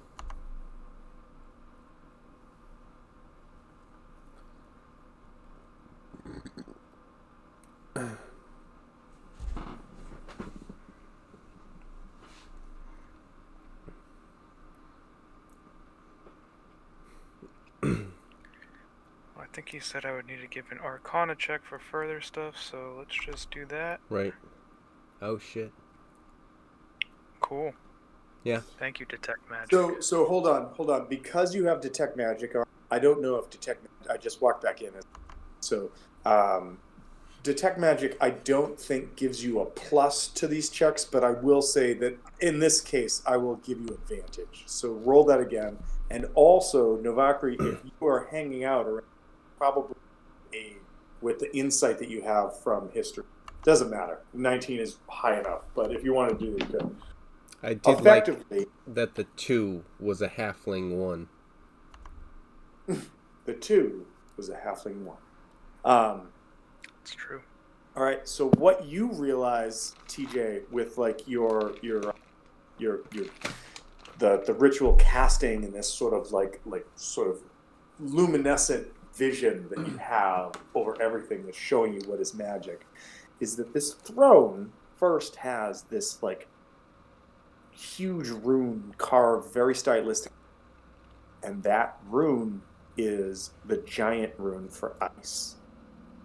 However, the knowledge about it being conjuration magic notices that it's strictly around that rune, and that rune is empowering the throne. And so that any creature that sits on the throne that has the sort of compatible arcane wherewithal, like you could cast arcane spells effectively, you are given the ability to use an action while summon a blizzard that takes a minute to form, and the blizzard engulfs this entire lodge for 1 mile in every direction, and it's for 8 hours. The property of this recharges every 10 days.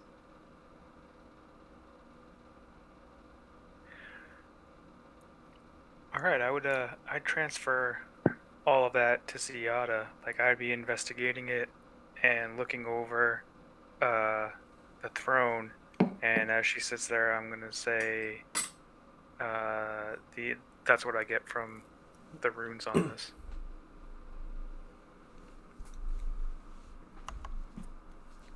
So be careful, or we will be here for quite some time.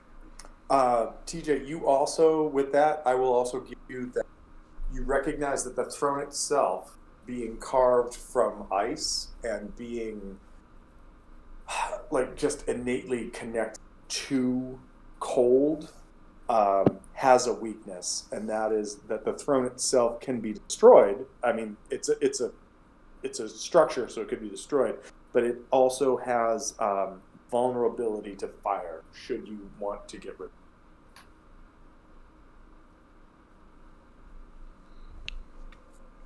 it. Ziada seems to have taken a liking to it, so I will No, that's I will fine. discuss this with her.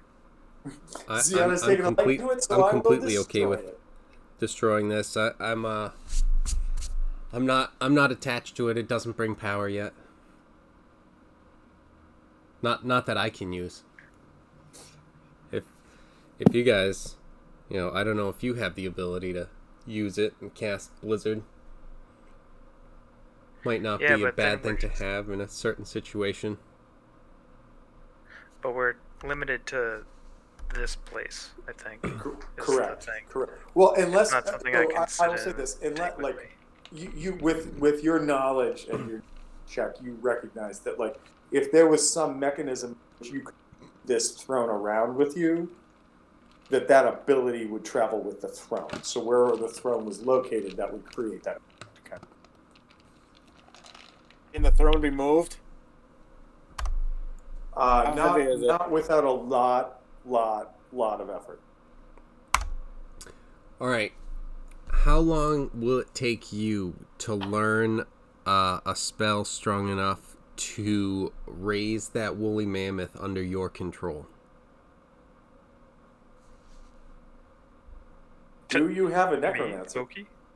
To Loki, our rogue. And then we'll just put that thing on top of it and then march around with that. I mean, it's gonna take a lot of levels. I'm not gonna lie. Hashtag goals. Hashtag goals. So, a lot of levels. That's about it. Yeah. Well, I mean, so yeah, it's whatever, it's whatever. I'm cool with. I can't even use it, so it's whatever you guys want to do with it. I think the thing All right, to bonfire. When you gotta get up. I think the thing to remember too is that you guys are discovering that like as you are growing more powerful, you are learning that the world around you is equally or more powerful. Like think about the magics that you found in the lair with Frost Druid and the Moose Well, right? Where there were these magics that you could like peer in questions answered. You're here and there's like these magics that can control the world around it from a mile in every direction. So maybe you can't take advantage of them back, or if you don't destroy them or take them or somehow control them, other people or other things might do that too. So these are just sort of realities that you're learning the great as you adventure. Yeah, we may have to kill one of our party and then re-roll a druid for that thing. Get the moon spell, whatever it was. I'm sorry, you're a great member of the party, but we just really need. Ritualistic sacrifice. You are a great member, but you're soon to be were a great member. I just want to say that if you decide that the character is Daryl, I want to play out the scene with Daryl. You come into the bar that he's been running for your absence, and you murder him. I want to play that out. I want to see how that goes. We wouldn't do that. We would hire someone to kill him. Speaking of growing more powerful. Oh my God! Can you imagine? Like, there's an adventure with adventure. That's some shit right there. All right, so you guys basically like for sake of conversation, you guys have explored everything that is in this ice lodge. You found everything that there is to take and do and whatever.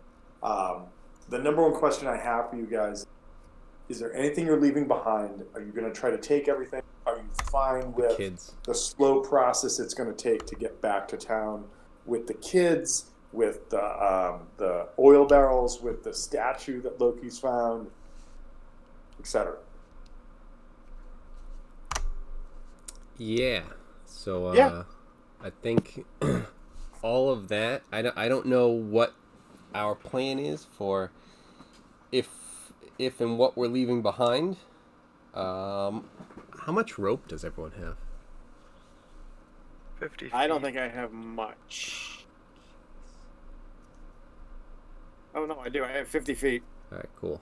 Everyone should generally have 50 feet because we've got 4 barrels of oil. The statue, the kids. 5. You have 5 barrels of oil. I'll take it, but we definitely blew one up. Did you drag one of the barrels? Oh, no, you did. Never mind. Yep, sorry. I was looking at the map and everything that was on the map. Sorry. No problem. So yeah, I think if we could go like maybe with our maybe tie something together. If we wanted to have, we could have like our axe beaks tied to like 3 of them, and if Loki wants to hold another one, then have the kids on, you know. Who has the highest survival check?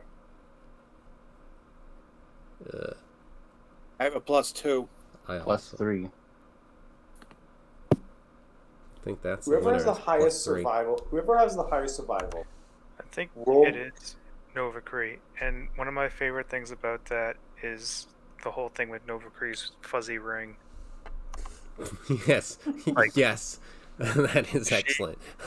She probably, like, she's like, I've survived out here, and it's all thanks to this, and it's just like, we all believe you because you're the best at surviving, obviously. Oh man, And you've survived this far with just that fucking ring. How are you doing this? I All right, probably should have Roll me a survival yeah. check. Because it's real. It's really real. It's I'm really fuzzy. starting to believe. All right, Novakri, you all of a sudden realize that like if you could find like a tarp or a blanket or something that was big enough that you could create like a package out of, you could affix the ropes to, and as long as you're just moving through the snow, the axe beaks, almost like pulling a dog sled, could probably pull most of the barrel. And then as long as you guys are willing to walk beaks, that it would take a while, but you could make it back to town with the everything that you sort of collected, statue included. Oh, so we can make our own little axe beak sled. Nice. Guys, what In fact, in one of the rooms that several people have been in, there may actually have been something that meets the description of said tarp or blanket. Was it the cage? That's not a bad idea. That's like a blanket. Well, or a frame we can wrap something around. How big it is.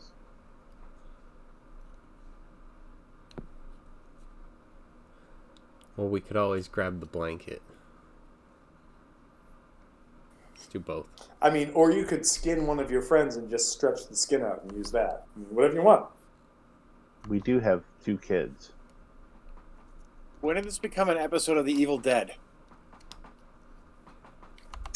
No, I Wait, immediately went Chris, for I believe Metalocalypse. the real question is, when did it not become an episode of The Evil Dead? Just saying. Symmetry. That's the word I'm looking for. In all things. Symmetry in all things.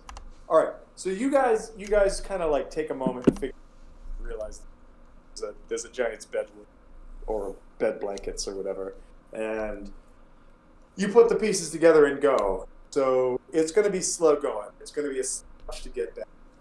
The kids themselves, you could probably put on or put on axe beaks, and as long as you help them stay up there, they'll be all set. But because there's always the chance of random encounters, I'm going to pull a Kevin right now and say I want everybody to roll me a D12.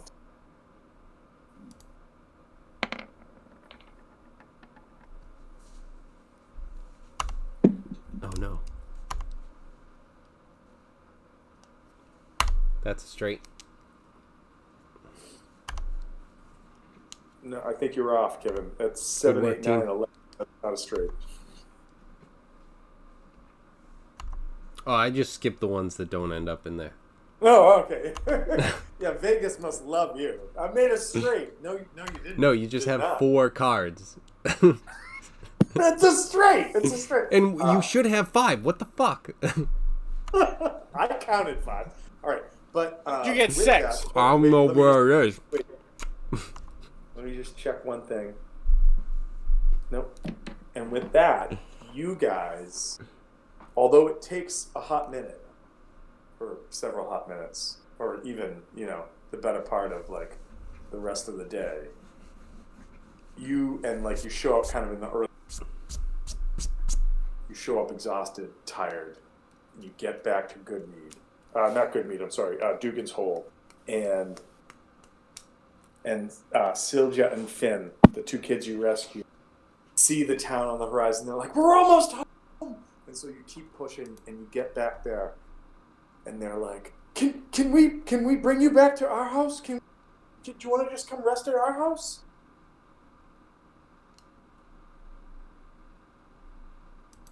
So you kick him right in the face and say, shut up, kid. No. What do you say to that? I mean, you say yes, you know? Oh, I've been muted for a while. No.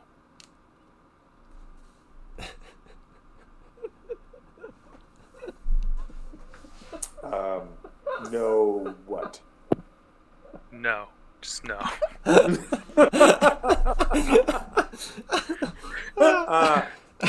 No. I didn't. That was excellent. Just no. Jesus Christ.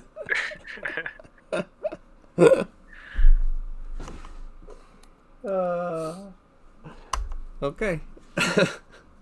And so ends this. So you guys come back, and they're excited, and they're like, "Do you want to come back to our house?"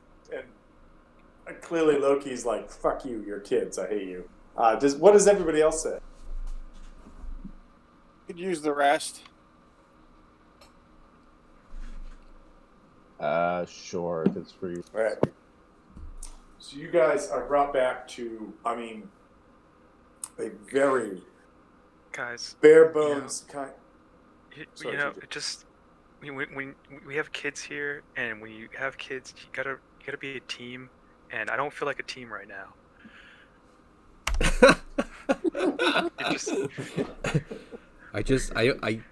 We can't contradict each other in front of the kids. just in front of them, behind closed doors, that's fine. But I said no, and you guys, okay. We have to have a united message.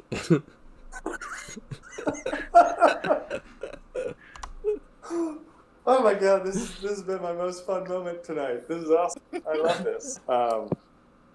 Anyways, wiping a tear away from my eye. You guys follow them back, and they lead you to, like, it's not a hovel, but it's not great. But as they're leading you back there, trying to the sort of like streets of Dugan's Hole that I pulled up on the map for you to see, you see like this is maybe one been in so far in 10 Town. And there is like there's a couple homes that look like most of them, they're ramshackle at best. You know, like the boards even stop the cold winds from coming through. Why there are gaps in the walls and what? But they bring you back, and as they come back, and you just hear them as they come within like sort of view of their cry out, and they're just like, "Mom, Mama, Mom!" And from inside this house, you hear this voice that comes out and is like, "Kids, is that my kids?" And this sort of like gnarled woman comes out. There's no way I'm staying here tonight. Yeah, it back. It sounds a lot like Tracks. Yeah, comes out and she's like, "Oh, you've come home to me. This is what I've longed for." And they run up and they embrace, and it's really great, except for the fact that their voices are terrible. They just sound terrible, and her face is like, she's got a nose that looks like it's like 16 ways west. It just is weird. And she looks and she says, and thank you, please come in my house. And you're all like, "Fuck your voice, I don't want to deal with this." But you go in because, you know, you go into the house, and she sits down and she's like, "I will serve you," and serves the worst tea you've ever had. Like, think of a Japanese restaurant miso tea, and the miso tea consists of like a mushroom like fart, and that is what you've been served. But as she continues to just revel in the fact that her children return to her, she says, "My name is Hilda, and I Yeah, we knew. lost my husband many years ago.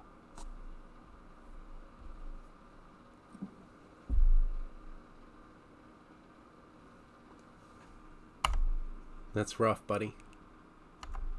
I know. Losing a husband is very difficult.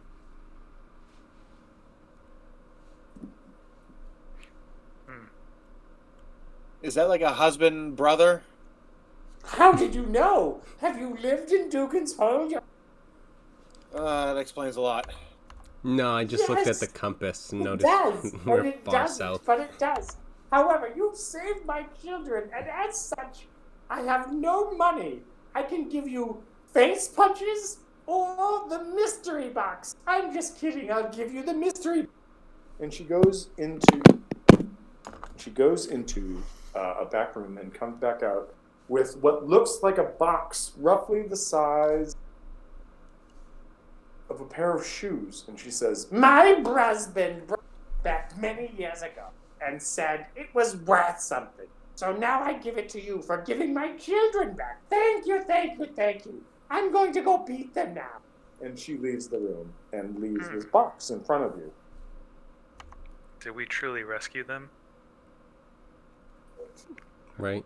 I'd like to say I first saw this. I feel like that's the epilogue of the story. Did we really rescue? I knew all along. Don't listen to the divination wizard. It's Hey, okay, guys. that's why I said no. I didn't know what it meant at the time, but I do know now. But not our problem anymore. Bye. However, there Freedom. is a box. There is a box that she has brought out and left as sort of like something for you to A take. mystery box. A boat is a boat, but a mystery box could be anything. Is it helicopter? Is it a mystery helicopter? Is it the airship people want? Probably not those things, but you should look into it. All right. Well, yeah. Let's grab the box, open it up, see what's going on. All right, you open the box, and inside the box looks like a really warm, like blue furred, not like overly hipsterish, but like sort of moon boot-esque furry boots. And anybody who wants to roll a knowledge arcana can, and I'll tell you what they are. Yeah, I'll hold these out and go, what? Actually, as you hold them up, do me a favor. Just use Ziana. And then anybody who's got knowledge arcana. What is it that I'm doing? Perception. Perception, okay. Ooh, Okay, I got gross. a 21 Arcana. 21 on arcana. Six on my perception. I must have assumed that this was kind of like the rest of the house. Just like, what are these? You just you pull them out and you're like, what's this bullshit? And just turn them towards everybody else. However, Novakri, what you realize, these are fucking super magical boots. And that these are known as boots of the Winterlands. Anybody who wants to look it up can look it up. Because these are pretty awesome for the world you guys find yourself. Mm.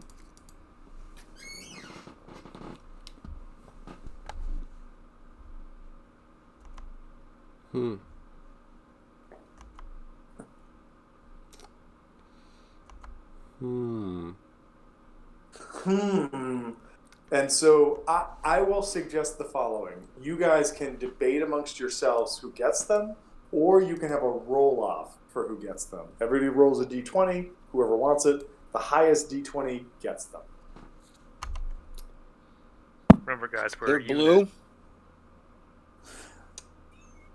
Yes. They have resistance to cold damage. You ignore difficult terrain created by ice or snow, and you can tolerate temperatures as low as negative 50 degrees Fahrenheit without any additional protection. If you wear heavy clothes, you can tolerate temperatures as low as 100 degrees, negative 100 degrees Fahrenheit. Effectively, if you're wearing the winter You are clothes, warm. cold weather is never going to affect you. There's a couple scenarios maybe like epic level contingencies, but apart from that, it's never going to affect you.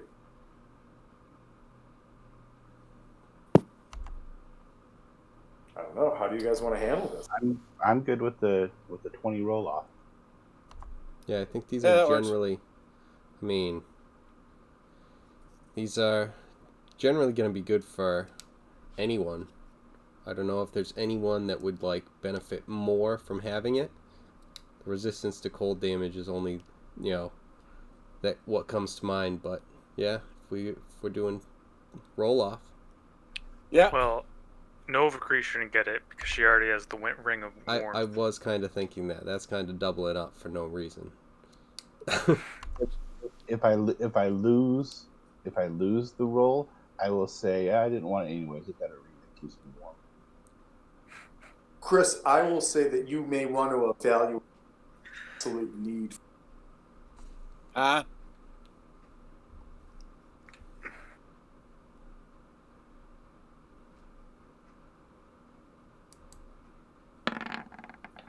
What'd you say? I said you may want to evaluate your need. Evaluate my what? I don't think that's gonna stand. Your need for this based upon some other stuff that you have going. Okay.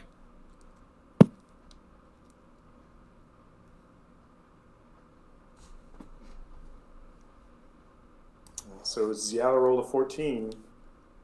You guys are only a party of 4. Does Loki goes, I don't need this? Or what's going on? I was gonna say, I knew the 14 wasn't gonna stand.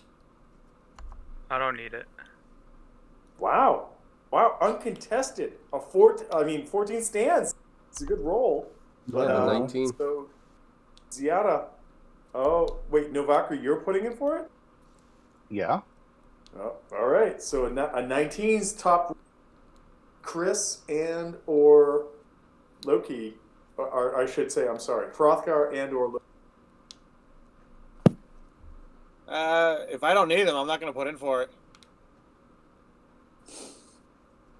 As the DM, I'm going to say it's not going to give you anything. That's going to do anything for you, really. So. Yeah, then I'm all set. Okay.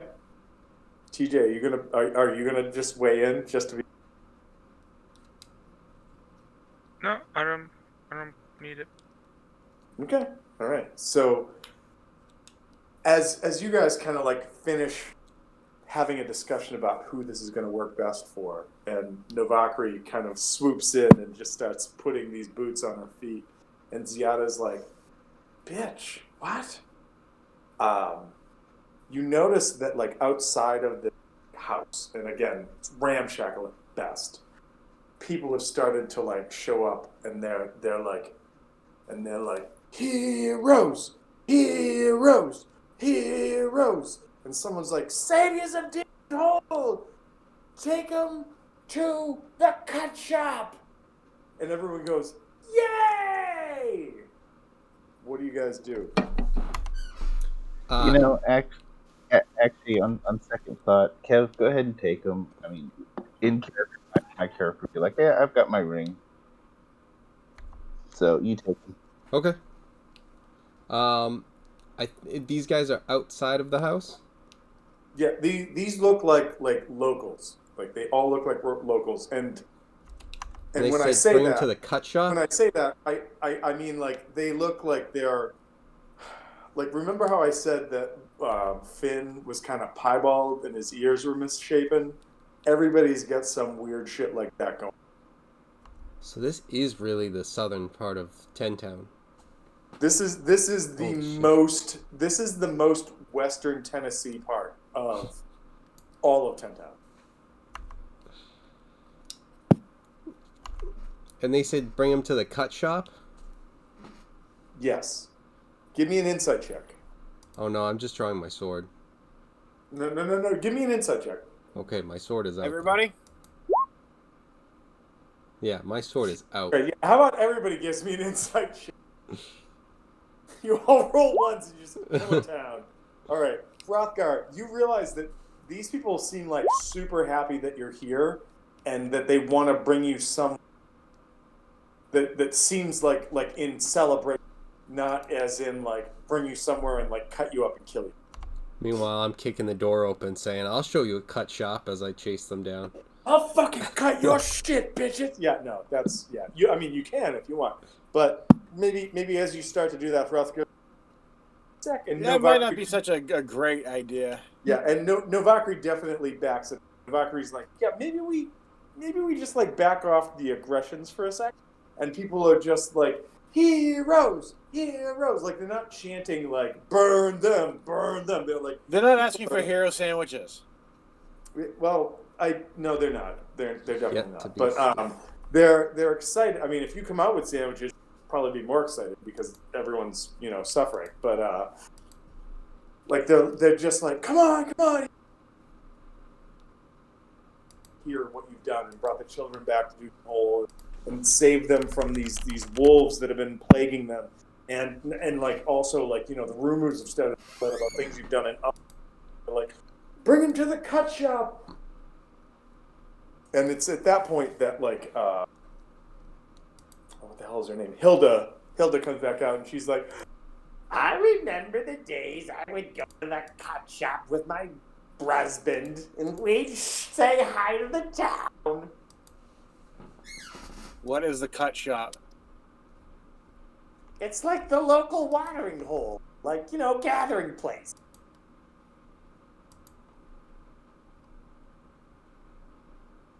There you go, Z. It's a bar.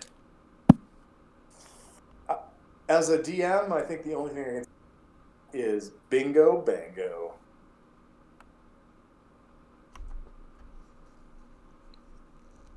All right, no one's being cut down as of yet. I've not killed any peasants Right. yet.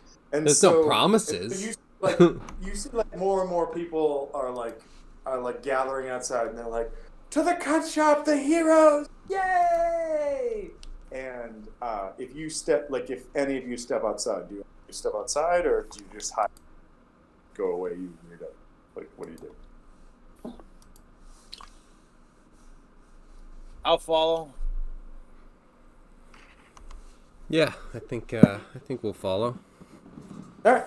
So, the people of the town are very excited. They're like, follow us! And so you'll notice on the map that like here is the speaker's house, like the town hall, if you will. And then here it's effectively like it's like a canning / like filleting factory. It's basically like before everything got frozen over, the ships would come in here on the docks and they'd bring whatever they had in and it would come here, and that's where it was a processing facility. But at the back end, they realized that like all the people that had like worked all day or done whatever, they kind of turned it into like this little like bar / like gathering area, and the town just sort of reveled with it, and they called it the cut shop because of what it was. And so as you come in, you see a couple things. The first is that like it's very simple. Like, I mean, rustic is being very generous. But you come in and the space is maybe like, like 60 by 30, something like that. There's entrances here and there. There's a fire pit in the middle of the floor that goes up to a little fume tunnel at the very top of the building in the roof. There's a couple ladders on either side up to areas where there's some sort of like bedcloths or blankets laid down that people just like crash for the night. It doesn't even seem like it's in where like you have. It's just like so you can crash kind of thing is there, and there's a bar, and there's sort of like this stony faced individual who's got like one eye that it's not closed, but it's like in almost like a Popeye kind of wink that's there. That's behind it, kind of like washing the table and serving drinks and like calling out people. And people are like, the heroes are 10 down, I'm coming. Yeah! And they're losing their minds and doing whatever. And what do you guys do?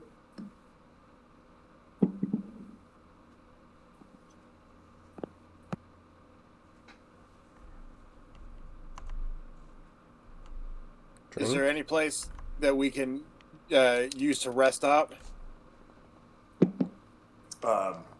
If you say this, the people around you are kind of like, oh, you gotta talk to old Sammy about that.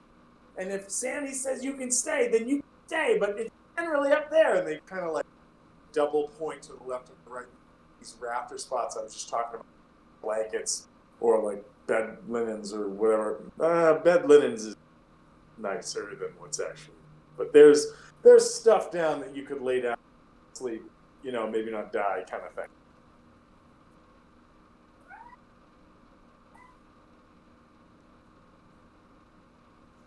What do you do?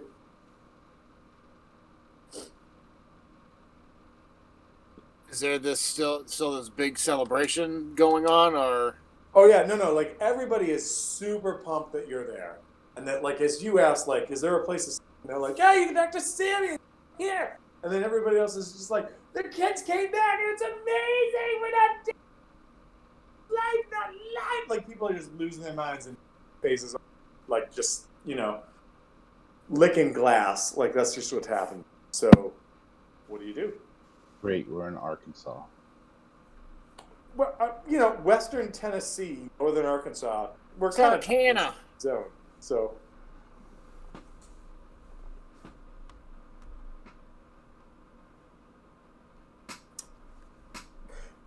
as you're kind of taking this all in, the sort of like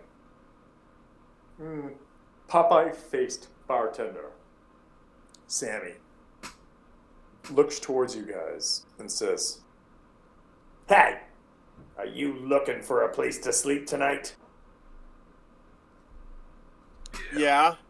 He says, "It's on the house. It's literally on the house. You climb up those ladders, find a place to sleep. You can sleep safe enough. We lock the doors. Nobody comes in. That being said, I heard what you did for Hilda's kids. Her husband's been gone for a long time. So, what do you want? We got 3 things we serve here. We got 3 drinks. We got raw ale, raw wine, and Nora's challenge." I don't think I'm adventurous enough for the challenge. Not with 3 hit points.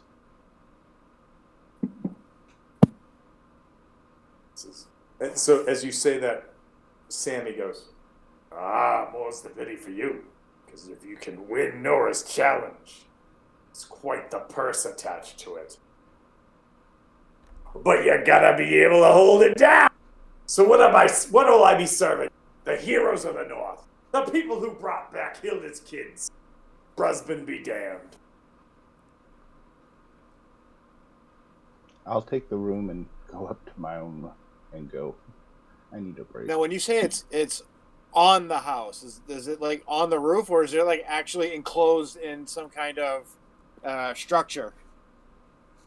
It says, "Sounds like you want rot wine." And he like pours this like vessel. It's not a wine glass. It's not a stein. It's like this clay tankard of some sort of like red, pinkish looking liquid that froths. And he says, "Here you go. What do the rest of you want?"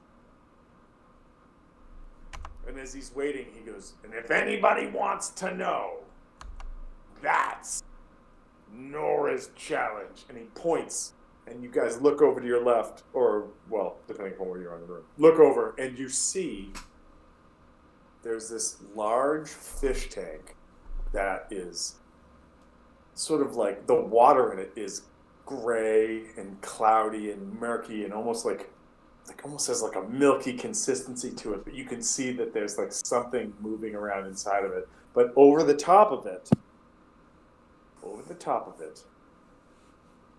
is a purse that seems to be bulging with coins.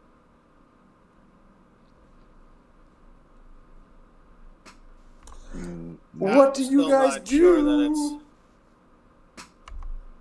I'll have one of the better drinks that you have. Hopefully there are better drinks. He says, "The rot ale or the rot wine? I'll tell you right now, Nora's is..." Tell me, Nora's is what? I'll tell you, Nora's is not that great. But there's a prize associated with it. Kind of a prize. And he goes, you see that coin purse hanging there? Every fool who's ever thought they can stomach Nora's challenge has put money in there. The fool who can hold it down the finally gets that purse. We haven't had a winner in... How long has it been? And people are like... Ever? They're like, and they're like, not for at least 17 minutes. And people are like, wait, what? And then everyone's like, 17 minutes! 17 minutes! And you're like, wait a minute, what the fuck am I doing? But, long story short, there's a, can you stomach this challenge? That if you can hold it down longer than anybody else who decides to jump in the process with you, there's a couple checks involved in this, and then if people make it, there's a second or third round involved in this where the checks get harder. You got to take another swing. You claim the pouch, and the pouch is very heavily laden with what looks like coins.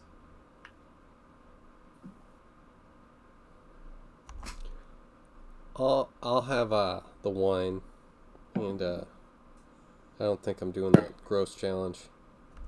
And so pours you like a clay tankard of wine and says, here you go. And you take a sip, and it's like, so if wine stays in the bottle for too long, it turns to vinegar. And you're about 4 days from it turning to vinegar. That's what you just got a glass of. It's drinkable. You're okay. It's free, but it's rough.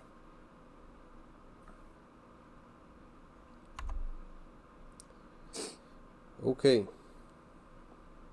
Anybody else? What are you guys doing? I think I'm good. Chris, your voice and tonality, think of like a Mel Brooks movie where like everybody like gets knocked out, whatever. No, I don't want any of that. You can just take it back to the waiter, thanks, or back to the chef. Bye. Yeah, pretty much. Yeah. Low-key, Novakri. I'm sorry, Novakri, you said you already went to bed, but low-key, what are your thoughts? What are you doing with all of it? I imagine I'm going around with a bone goat that's as big as me, trying to sell it to people, but no one will pay enough for it in this town. Yeah, you realize it's gonna be really hard pressed to get like top dollar value for that here. I think we should just rest up and move on. That's very fair. I'm feeling that too. Anybody who's in the tavern right now, people drink for free. So I know Ziada, you called out for rot wine, as it was. Ziada's already gone up and tried to find like a place to sleep amongst some sort of like mildewy and like sort of like, you know, gross blankets laid up on the floor on this sort of like semi-balcony, semi-sleep layer. Loki and Hrothgar, you're sort of approached by people who say, we want to buy you a drink, and they hand you something. So is there something that you want, if you're not going to actually engage in the Norris challenge kind of thing? I'm not doing the challenge, no. Okay, all right. And then Loki? Nope. Okay. I would like, because Novakri, you said you were kind of went up to rest up and get healthy and whatnot. Ziada, Hrothgar, and Loki to a perception check.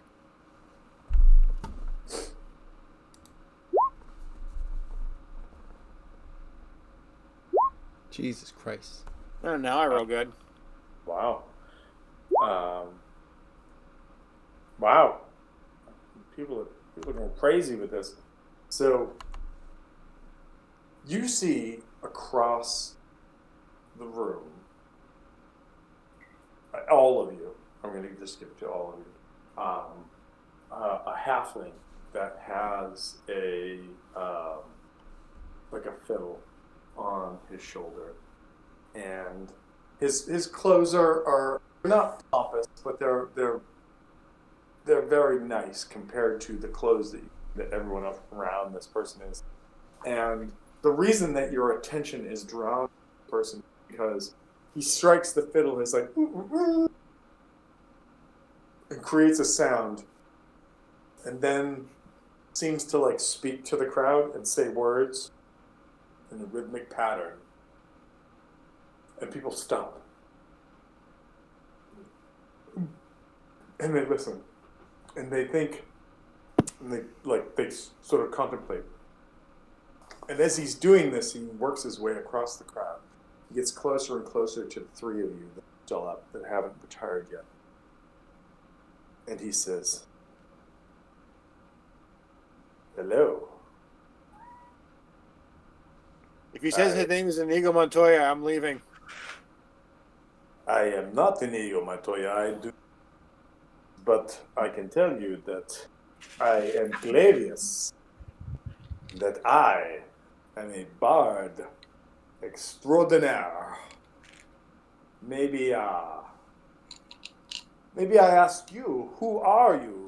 Are you, in fact, these adventurers that seek to save the North? Why do you have that ridiculously heavy French accent? Who the hell is talking right now? First of all, I don't know why you are so rude, but are you, in fact, adventurers that seek to save us? No. And we'll look down and say, Then tell me, sirs, what is your quest? We seek the Grail. What grail do you seek?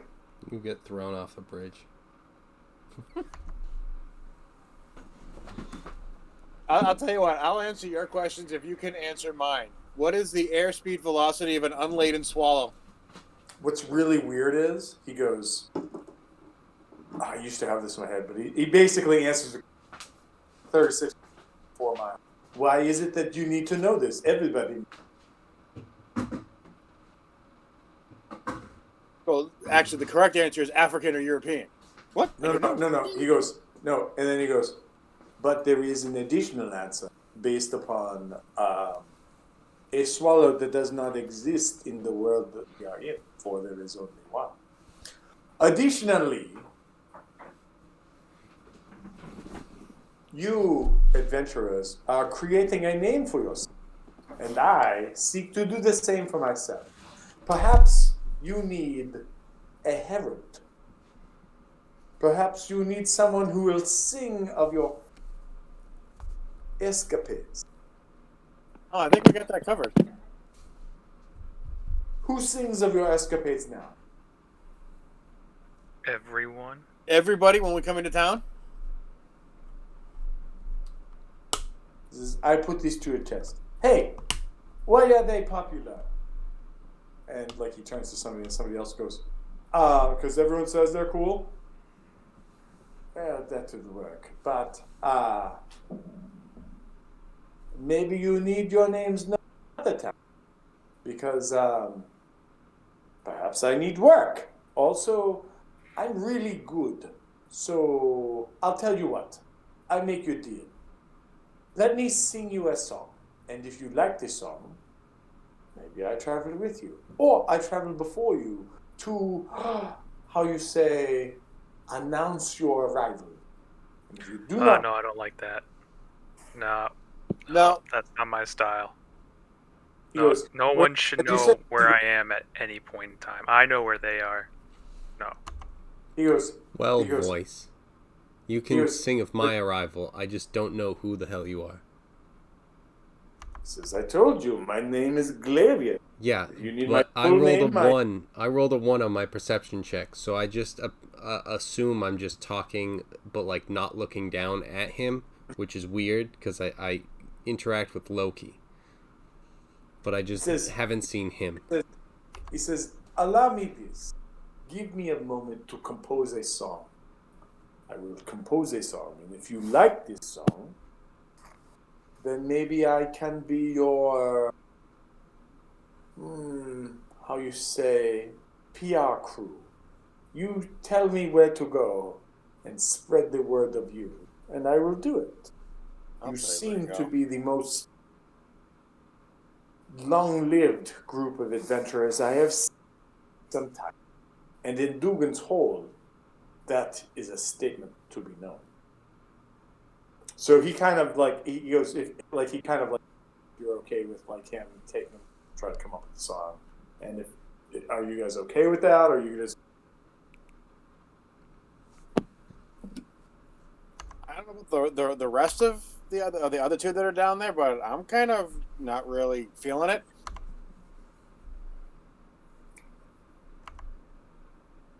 Ziara, Loki, what are your thoughts? I'm okay with him singing a song, telling of our conquests, and even if it's just just use my name and say those who follow me.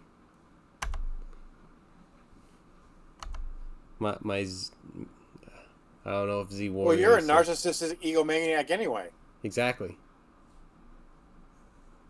Loki, your thoughts? I don't want him to go before, and I don't want him to travel with us. So no.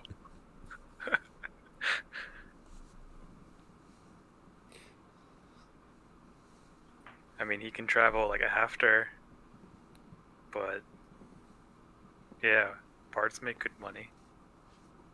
Well, so let me ask you this: is that like with that thought process, do you think that like if you say, "Don't travel before us, but travel behind us and spread our word," that if he's any good, I mean, and again, you have to find out, but like if he's any good, that you'd be down with it or no? Is he asking for payment? Because I don't... No, what he's asked is if you're willing to let him sing you a song to see if you like it. And if you like the song, then great. And if you don't like the song, then he says, direct, like creative differences, move on.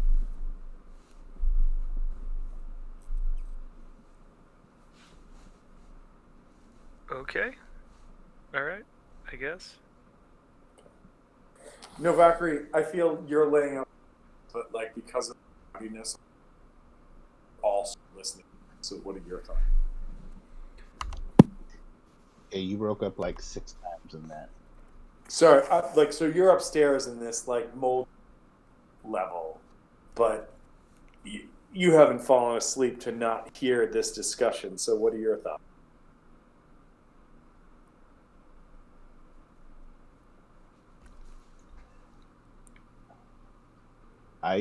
I prefer to go on the conservative side and just not deal with this person.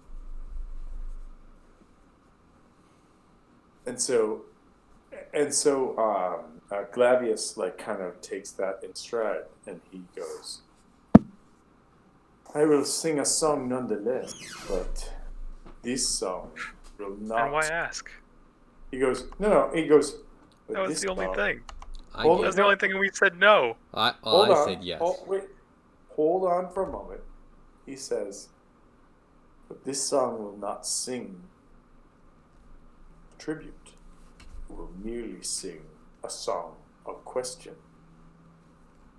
And now is when the goddamn DM has to be a bar. And so strap yourselves in. Here we go before we sign off for tonight.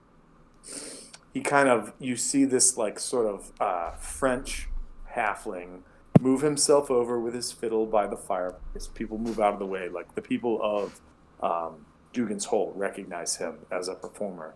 And they give him space. And as he settles down, he kind of like plucks the strings of the fiddle, and he's like, and he's like, and he kind of spits, and people like laugh, like clearly he's being overly dramatic. And then he goes,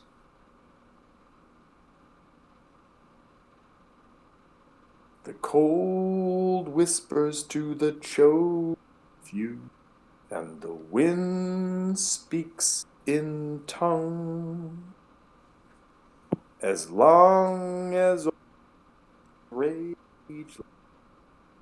we are frozen. Spring lies trapped in ice, and summer's memory fades.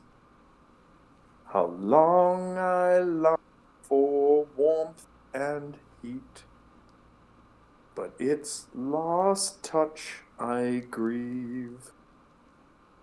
So light your fires bright tonight, and steel your heart's resolve. Will these heroes bring us hope, or have our fate dissolved? The cold whispers to the chosen few, and the wind speaks in tongues. As long as its rays last, we are frozen, for we are frozen. And like the bar itself sort of like evaporates into like quietude as it lasts, and they think about the words of the song. And each of you thinks one of two things. One, this guy's not so bad. Or our DM fucking sucks at singing. So with that, I will say, what a good night. And what you want to do with Glavius, we will talk about next week. But thanks for playing. Yep. Cool deal. Thank you much, sir. All right, everybody. Later. But what about second level up? Second level up? I'm cool with that, too. That's the when you freeze to death, so no. It's been a while, and we just haven't hit a milestone. And like XP wise, I feel like we would be level 6 by now.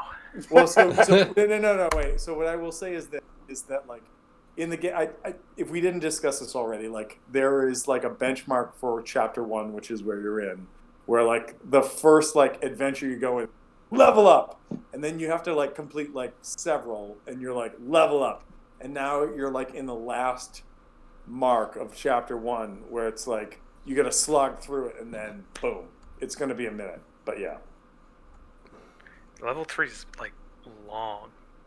Uh-huh. I know. We did get level 4. Well, Yeah. wait. Everybody's at level 3 right now. Right? But Yep. yeah, Okay. I'm just saying like I'm starting to like the XP thing more because it's just we've killed some things that were well above what you Yeah, said, well like, above our where we're limit. at. And like I don't feel I don't know like I got to a level for that or something. Like Mhm. it's been good. Like we've got some, like stuff, but I was just I think we should have leveled just for the way we killed the mammoth. that was epic. So first Just- of all, just think first of about it. all, wait. First of all, 100% agree. That was epic. Second of all, unfortunately, the way that this plays, like I have to maximize and minimize as far as things go. And some of the shit that you guys have been like, let's go do this. Okay, you weren't ready for it, but let's do it. So like I have to try to figure it out. But that being said, I am That's trying. why aren't we ready for it? That's like I mean no fault to you. I'm like the adventure itself is just strange. Well, so here's the thing: is I think that the way that this particular adventure is crafted is that they like. I think I said this earlier. Is that like it's broken into chapters, and so like there's chapter 1, and here's your stuff to deal with. Chapter 2, here's your stuff to deal with. Chapter 3, and you can kind of like flip between the two. And what I've been trying to do is if you do flit between the two and wind up dealing with something that's outside of it, that you're rewarded for it. But so far, you guys are still like chapter 1 shit. And purposely they put stuff in the sort of like chapter 1 frame that is murderous, like potentially like absolutely devastating. But there's generally a way out of it. Like it's not necessarily like you got to stab your way out of it. You got to figure your way out. And so some of that shit you guys have done, and some of that shit you're like stabby.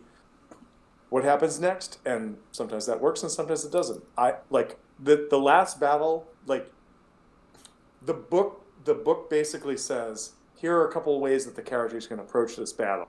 You guys chose a way that was not listed in the book, and I was like, I love everything you're doing.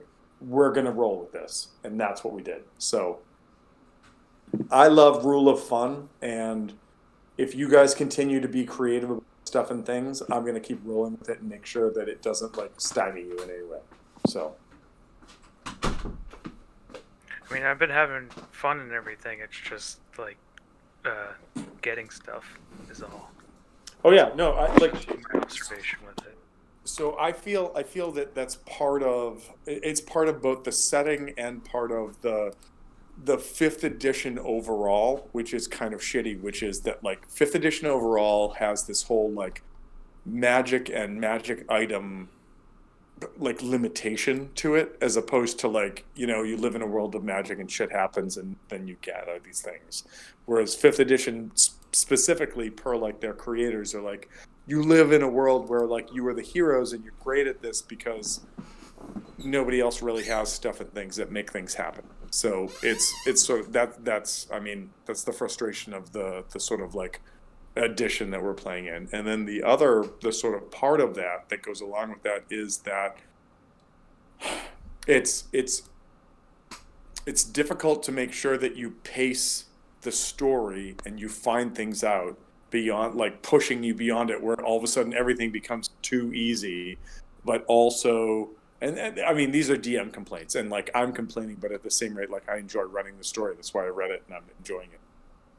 I want you guys to have fun with it, and I think you just need to recognize that, much the same as when you played Curse of Strahd, TJ and Kevin specifically, like remember that there were multiple like longevity moments between like level ups, and that's the same kind of scenario that's happening here. Like, all right, I'm not.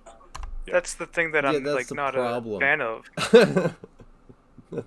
That's the exact thing. I hate it. It's just needing, like we're doing so much, and it's like, well, you can't level up because you're still in this because you didn't do this thing that way. Well, not that way. It's just that you haven't got to that point yet, and it's like, all right, we've been moving forward, and we've been getting, you know, gold here and there. We've been getting like some items just every once in a while.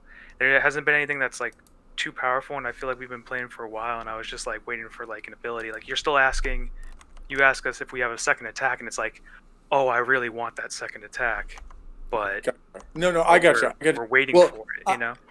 I will say this: you guys are very close, like maybe 1 or 2 more escapades from 4th level, and there's also the possibility that like an escapade could include another escapade kind of thing, and so it's like, as the DM, I don't want to give. I'm not going to give too much away to you. Like, I'm just not going to do that, because that's the whole sort of like fun of playing this game.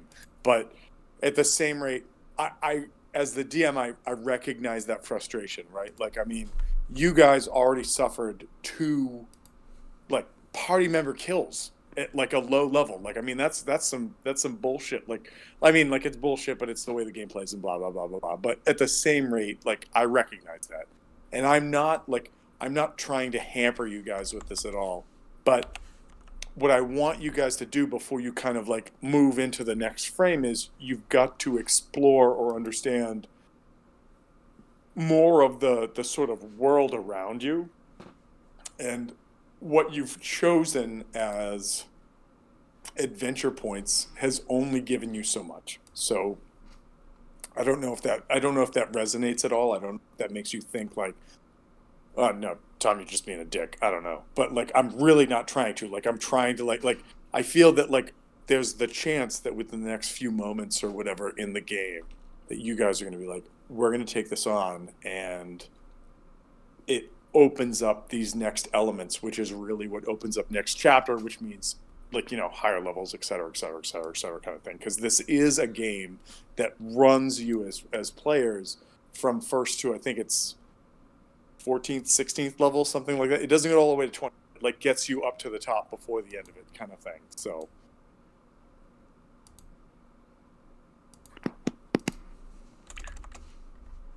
I mean, like I said, I've been still enjoying it. It's just I was hoping for, and like I said, I'm not blaming you at all. It's just we do these things, and I'm like, oh, I feel like there's just where there's like a little bit holding us back or something. That's all. no, I agreed, and I think that that's just the pace of this adventure in the sense of, like they're so think of like the first task that you guys had, right? Like the when you fought the goblins and you like handed like but you guys basically walked in and murdered every single one of them. That was the end of it. In that instance, that's for this adventure, that's something that you might come across like now if you didn't start in Bryn Shander, kind of thing. But Bryn Shander was like the most like hospitable place for you guys to start, which is why I started you guys there. So, you know, like there's this, that, and the other thing. But I understand what you're saying, and I also think that like like as the DM, I will say that is that like as you guys continue to grow and become more powerful, there's more and more things to consider in the world around you, such as other stronger, powerful things starting to take notice of you. The people of Ten Towns started to recognize you, which is what you've started to like have the experience of right now, which is awesome. And also the fact that like these things may go one way or another, but we'll see. You know, to be announced. Like here's the thing: if at any point you guys stop having fun with this, then I don't want to do it because I don't want you guys to not have fun with it. But I also understand the frustration that goes along. But it's sort of like this particular not having fun with it. Yeah, no, but I also get that there's like, you know, you're like, okay, so I showed up this week and I did this shit again. Like, why am I not getting to go and sit down and figure out what my next level? Like, I get it. I totally get it. As a player, like as a DM, like it's like you hold the cards, but as a player, I know that you're just like, all right, so we played like 7 sessions. What the fuck, you know? Like, I get it. But it's you guys are close to moving on to the next thing, which is in as far as like in this game terms go, you move to the next thing. You've started to learn about things outside the threshold of 10 towns, which, you know, like so those are some of the rumors you're starting to hear. You guys are in this tavern right now where you can ask and seek and try to find out more information about 10 towns or those areas outside them that maybe you could explore. And wait, and I do have to say, yeah, I don't know what the like we have so many choices, but what I'm saying is no matter what choice we make, I don't know which part is the milestone that gets us to the next part. Like, because I feel like we can go all over the place and we've been exploring a lot. It's just I don't know. Or the one that's beyond what we're supposed to be at. Well, so that is the way that this adventure is set up. Is that it's set up to allow you the possibility of walking into like a mine shaft, right? Like something that's going to blow up and attack you. Yeah, I mean, I don't know if there's any. All I'm doing is just recommending. Like I'm not looking at the book, and like I said, it's not that I'm criticizing you because it could be the book's fault, but if you could like tinker with it, like I don't know, bring a monster like a challenge rating up, increase its AC by 1 or something, but just so we have more abilities or something. I don't know. That's just me. Like I said, I'm still having fun with it, but it was just a recommendation. After we get to level, don't just beef everything up. That's all.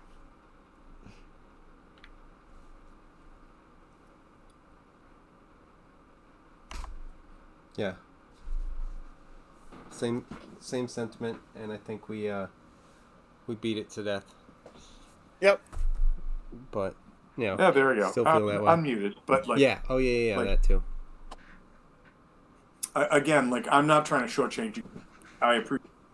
It's just like, like you look at the adventure as best you can. You try to add in the stuff and things for people's backstories and whatever, and it's like you guys are in like the biggest gray zone there is, right? Like the jump from chapter 1 to chapter 2 in this story, and per the adventure itself, you need to complete so many. You get there. Now, again, you can make arguments one way or another with that, and I've been like sort of tracking it with regards to the milestone one way or another, like how that goes.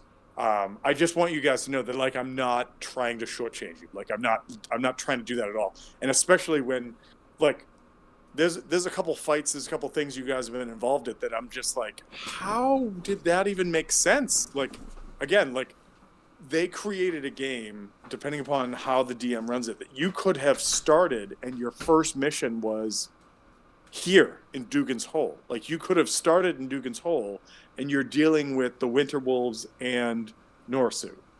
And in that scenario, the only thing that can happen is that you're dead, and then you bring back another party character or something, and the party's like, I guess we try to do this again, or we just don't go over something. So, like, I'm not trying to save you guys, and clearly 2 of the party has already died during this adventure, but, like, I'm also trying to make sure that there's some flow or like continuance to this, and that's my job. Like, that's what I'm doing at the DM. But I was thinking, because I've been like writing something myself, and then I've never looked into like leveling. And when I looked at it, I was like, I'm going to half all of this. And then I looked at the experience in the player's handbook, and I was like, oh, we should be like level 1 for like half a session. And then like level 2 was also really quick. And then I'm like, wow, like the first 3 levels are really quick. And then right at 4, like the gap between 4 and 5, they like triple or something. I can't remember, but it's a huge leap. Yeah. And so like, I know that it takes a long time to get from 4 to 5. But I'm just saying that, like, I don't know how it is with, like, I don't see the milestones and stuff. But I was just for this, the way that this like first chapter broke down was your first. I'll tell you guys because you've done it at this point. The first quest you completed, you leveled up, and so on your first night, you guys completed that, like, the foamy mugs quest, and like you brought back the ingots from the goblins. Level up, right? The next level up from 2nd to 3rd level, you need to complete 3 quests. You guys completed 3 quests. The level up from 3rd to 4th, you need to complete 3 to 4 more quests depending upon what you're doing. At that point, that's lame. Well, and so at this point, you guys have completed 1. You did Dugan's Hole. Now, that being said, there are additionally side quests that you guys have taken on that you haven't completed yet. Like, there's still what's Cephik Caltro running around out there. There's so instead of having like actually like tackle a town kind of thing, you guys have started to like touch base on stuff and things that are outside the range of the initial 10 towns quests. Like, I'm not going to list them, but like you have, and if you want to try to explore and do whatever, those things are going to count as like double or whatever to get you to that level. So that's where you're at. But Dugan's Hole is done, and you guys are on your way to making to the next point. That being said, I do have to say that one of my most favorite things that I have done for this game is coming up with like random like weird rhymes and songs, whether it's Verbeegs singing about getting laid, or it's potential bard like proclaimers for you singing songs. I'm probably going to continue doing that, but if you guys have suggestions, ideas, comments, etc., I totally want to incorporate that and bring them in. and it's not playing a bard, but it's definitely something I'm having fun with. I sat down last week and like wrote the song that I just sang to you guys, and so like I love the idea of you guys having a theme song and me like coming up with it. But anyways, that's what I got. It's what time is it? We're already at midnight, so Midnight. yeah, midnight. Everybody, get your sleep, get your rest, get whatever. Thank you for playing. I hope you're all still having fun. I know that it's frustrating sometimes, but you guys are moving forward. You are getting there, etc. And stuff and things will start to connect and make things happen. So No, I'm good. No, I'm good. We're having a good time. It was just a question. Absolutely, still having fun, but leveling is fun too. leveling is always awesome. Yeah, no, dude. Like on Wednesday nights, I play a Pathfinder 2nd Edition game, and halfway through the session, the DM goes, "Level your characters up right now," and I was like, "What the fuck? Like, how do I? What? Like, I know. Like, leveling characters is the greatest part of any RPG game ever. Totally get it. So, you guys are getting there. You're getting there. But there's more to discover. There's more. The reason I wanted to run this game for you is because there's a ton of weird shit for you to experience and interact with, and you are getting there. You are getting there. So that's what I gotta sort of sign off. That and the haunting chords of me saying, "We are frozen." All right, everybody. We'll talk to you later. All right.